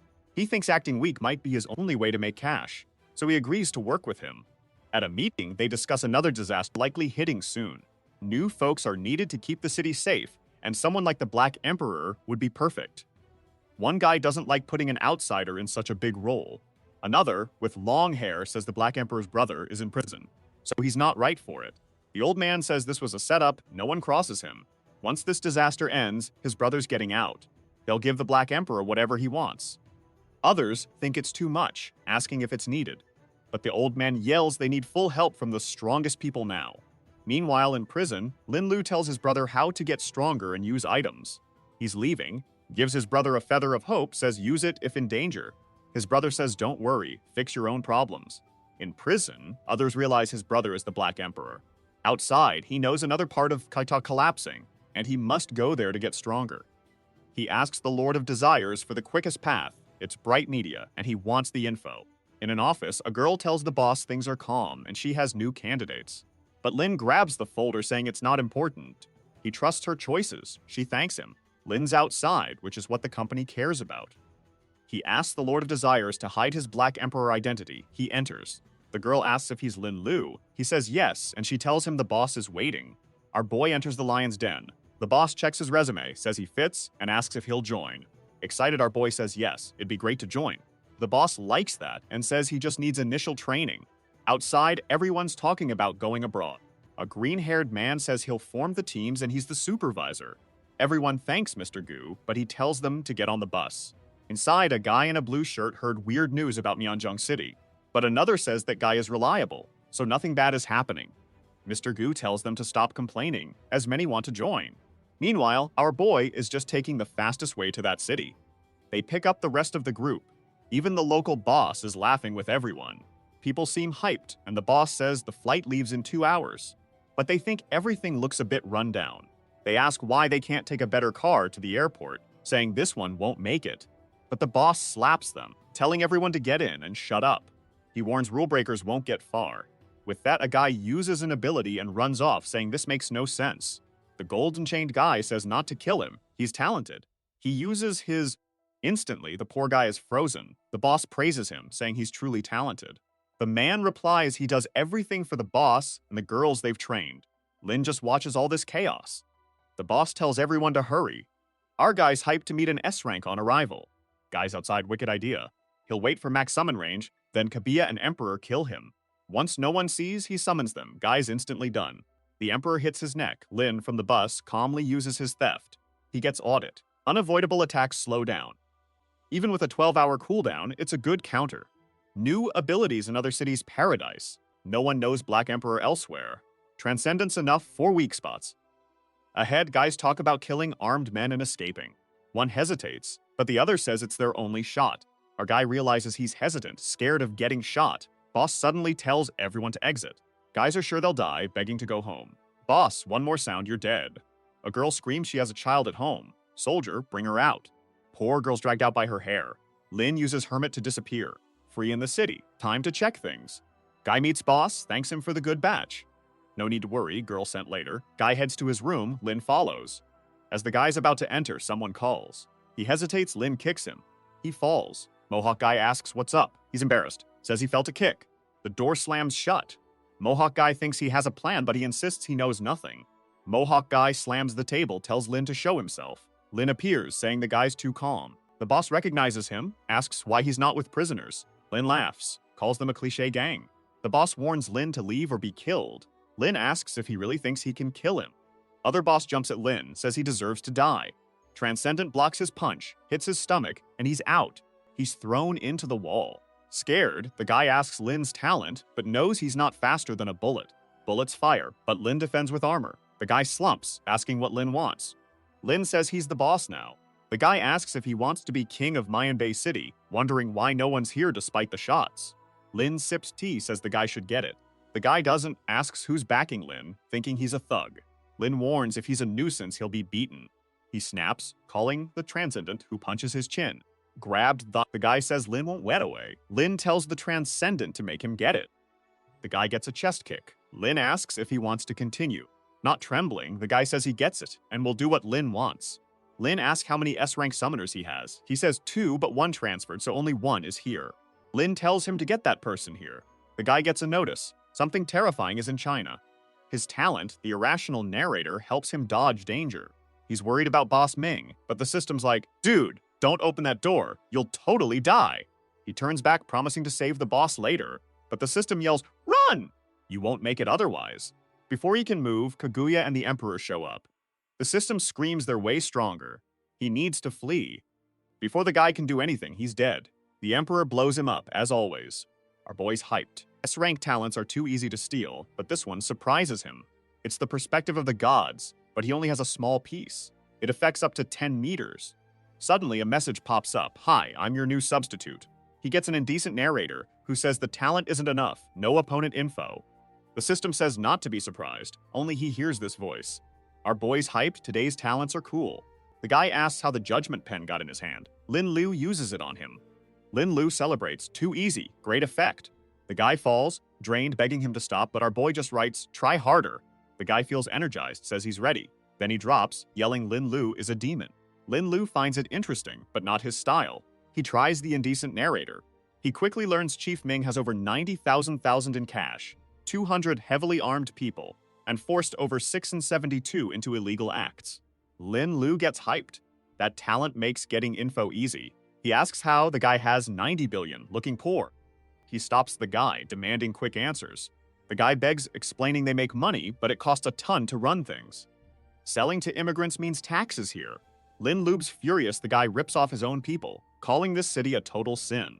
He won't kill him, but the guy has to do a job. Someone asks why the boss called everyone. He looks at Lin Lu, asking what's up. Suddenly, everyone gets attacked. They ask what's up if the boss is behind this. Lin Lu says they're just food for his strength. Then a guy recognizes Lin Lu. Lin Lu realizes it's Chief Gu, who hired him at his first job. He explains, tells Mr. Gu to grab everyone, toss them in the river. Gu's scared, they're armed. Lin Lu says he has a master here, so no worries. He tells everyone it's time to rise up. The excited guys shout for revenge. The other fools are still stuck. Mr. Gu thanks him, asks when Lin's coming back. Lin asks, when did I say that? Gu says it was just a guess since Lin handled all the bad guys here. He just wanted to say he wasn't fooled. He let himself get caught and came here on purpose. He's here to end this whole thing, so how could he leave? They need revenge by stealing all their stuff and taking over these areas. People say it's fair, but they have no weapons. Some beg to leave, not wanting any part of this. Who says with 100 people, taking over this place is impossible? The system says he's not convincing anyone. But an unexpected guest is about to show up. He needs to show his power to get them on board. He'll prove to everyone if he can take over. A car's in the mountains. They know about the Black Emperor, tracking him. He lands on the car hood, asking if they're after him. They ask what's up. Lin doesn't answer. He draws his blade and slashes. It hits the car. System says he killed the guy fast, do a villain smile. A pig pops up and the system warns him. Lin easily dodges. The system says it's impossible to hit him with that talent. The pig's confused how this kid dodged him. The system keeps sending messages about summoning the Emperor Lord, or finding the other person with the Lord of Desires. Or check the pig's belly, because the guy's master is right there. Lin is confused by this. He was paying attention to what was happening. He was about to tell this system to shut up, but it's not useless. He turns to the pig and tells him to come out because he knows he's hiding. The guy appears wondering how Lin knew. The system says this person is Chief Ming's second most trusted. Our boy smiles, needing info about this place. He pretends to be one of their team, saying he's here to help. The guy finds it strange as he was told to stay on guard. However, Lin tells him a secret code only the leaders should know. The guy believes him and asks how many were sent. Our boy says a small place like this only needs him. Later, he meets a group amazed he solved it so quickly. He introduces Fan Jixing, announcing he's here to help everyone take over Yemian Bay. Fan says he's from the chief's hometown. Lin says a huge problem is coming, and they need to take over everything that happens here. Jixing asks if it's like those insects, and Lin says yes. But the others say the enemies have many weapons, and some S-rank awakened people. Then Lin pulls out a Nerf gun and makes it glow with a trick. He shows no weapon can hurt him, and the Black Emperor can easily beat any S-rank creature. The guy next to him then recognizes him as the Emperor and is shocked. Lin says with him around, they won't need to worry. It'll be super easy to take over everything. The guy gets hyped, saying he totally wants to help. Chief Gu encourages everyone, saying things have changed so they need to get stronger. Lin says once they control this place, everyone gets resources to evolve faster. The guys get hyped, saying they want in. Lin says it's time for the takeover. He'll clean up this city's sins and become the king of likes in this video.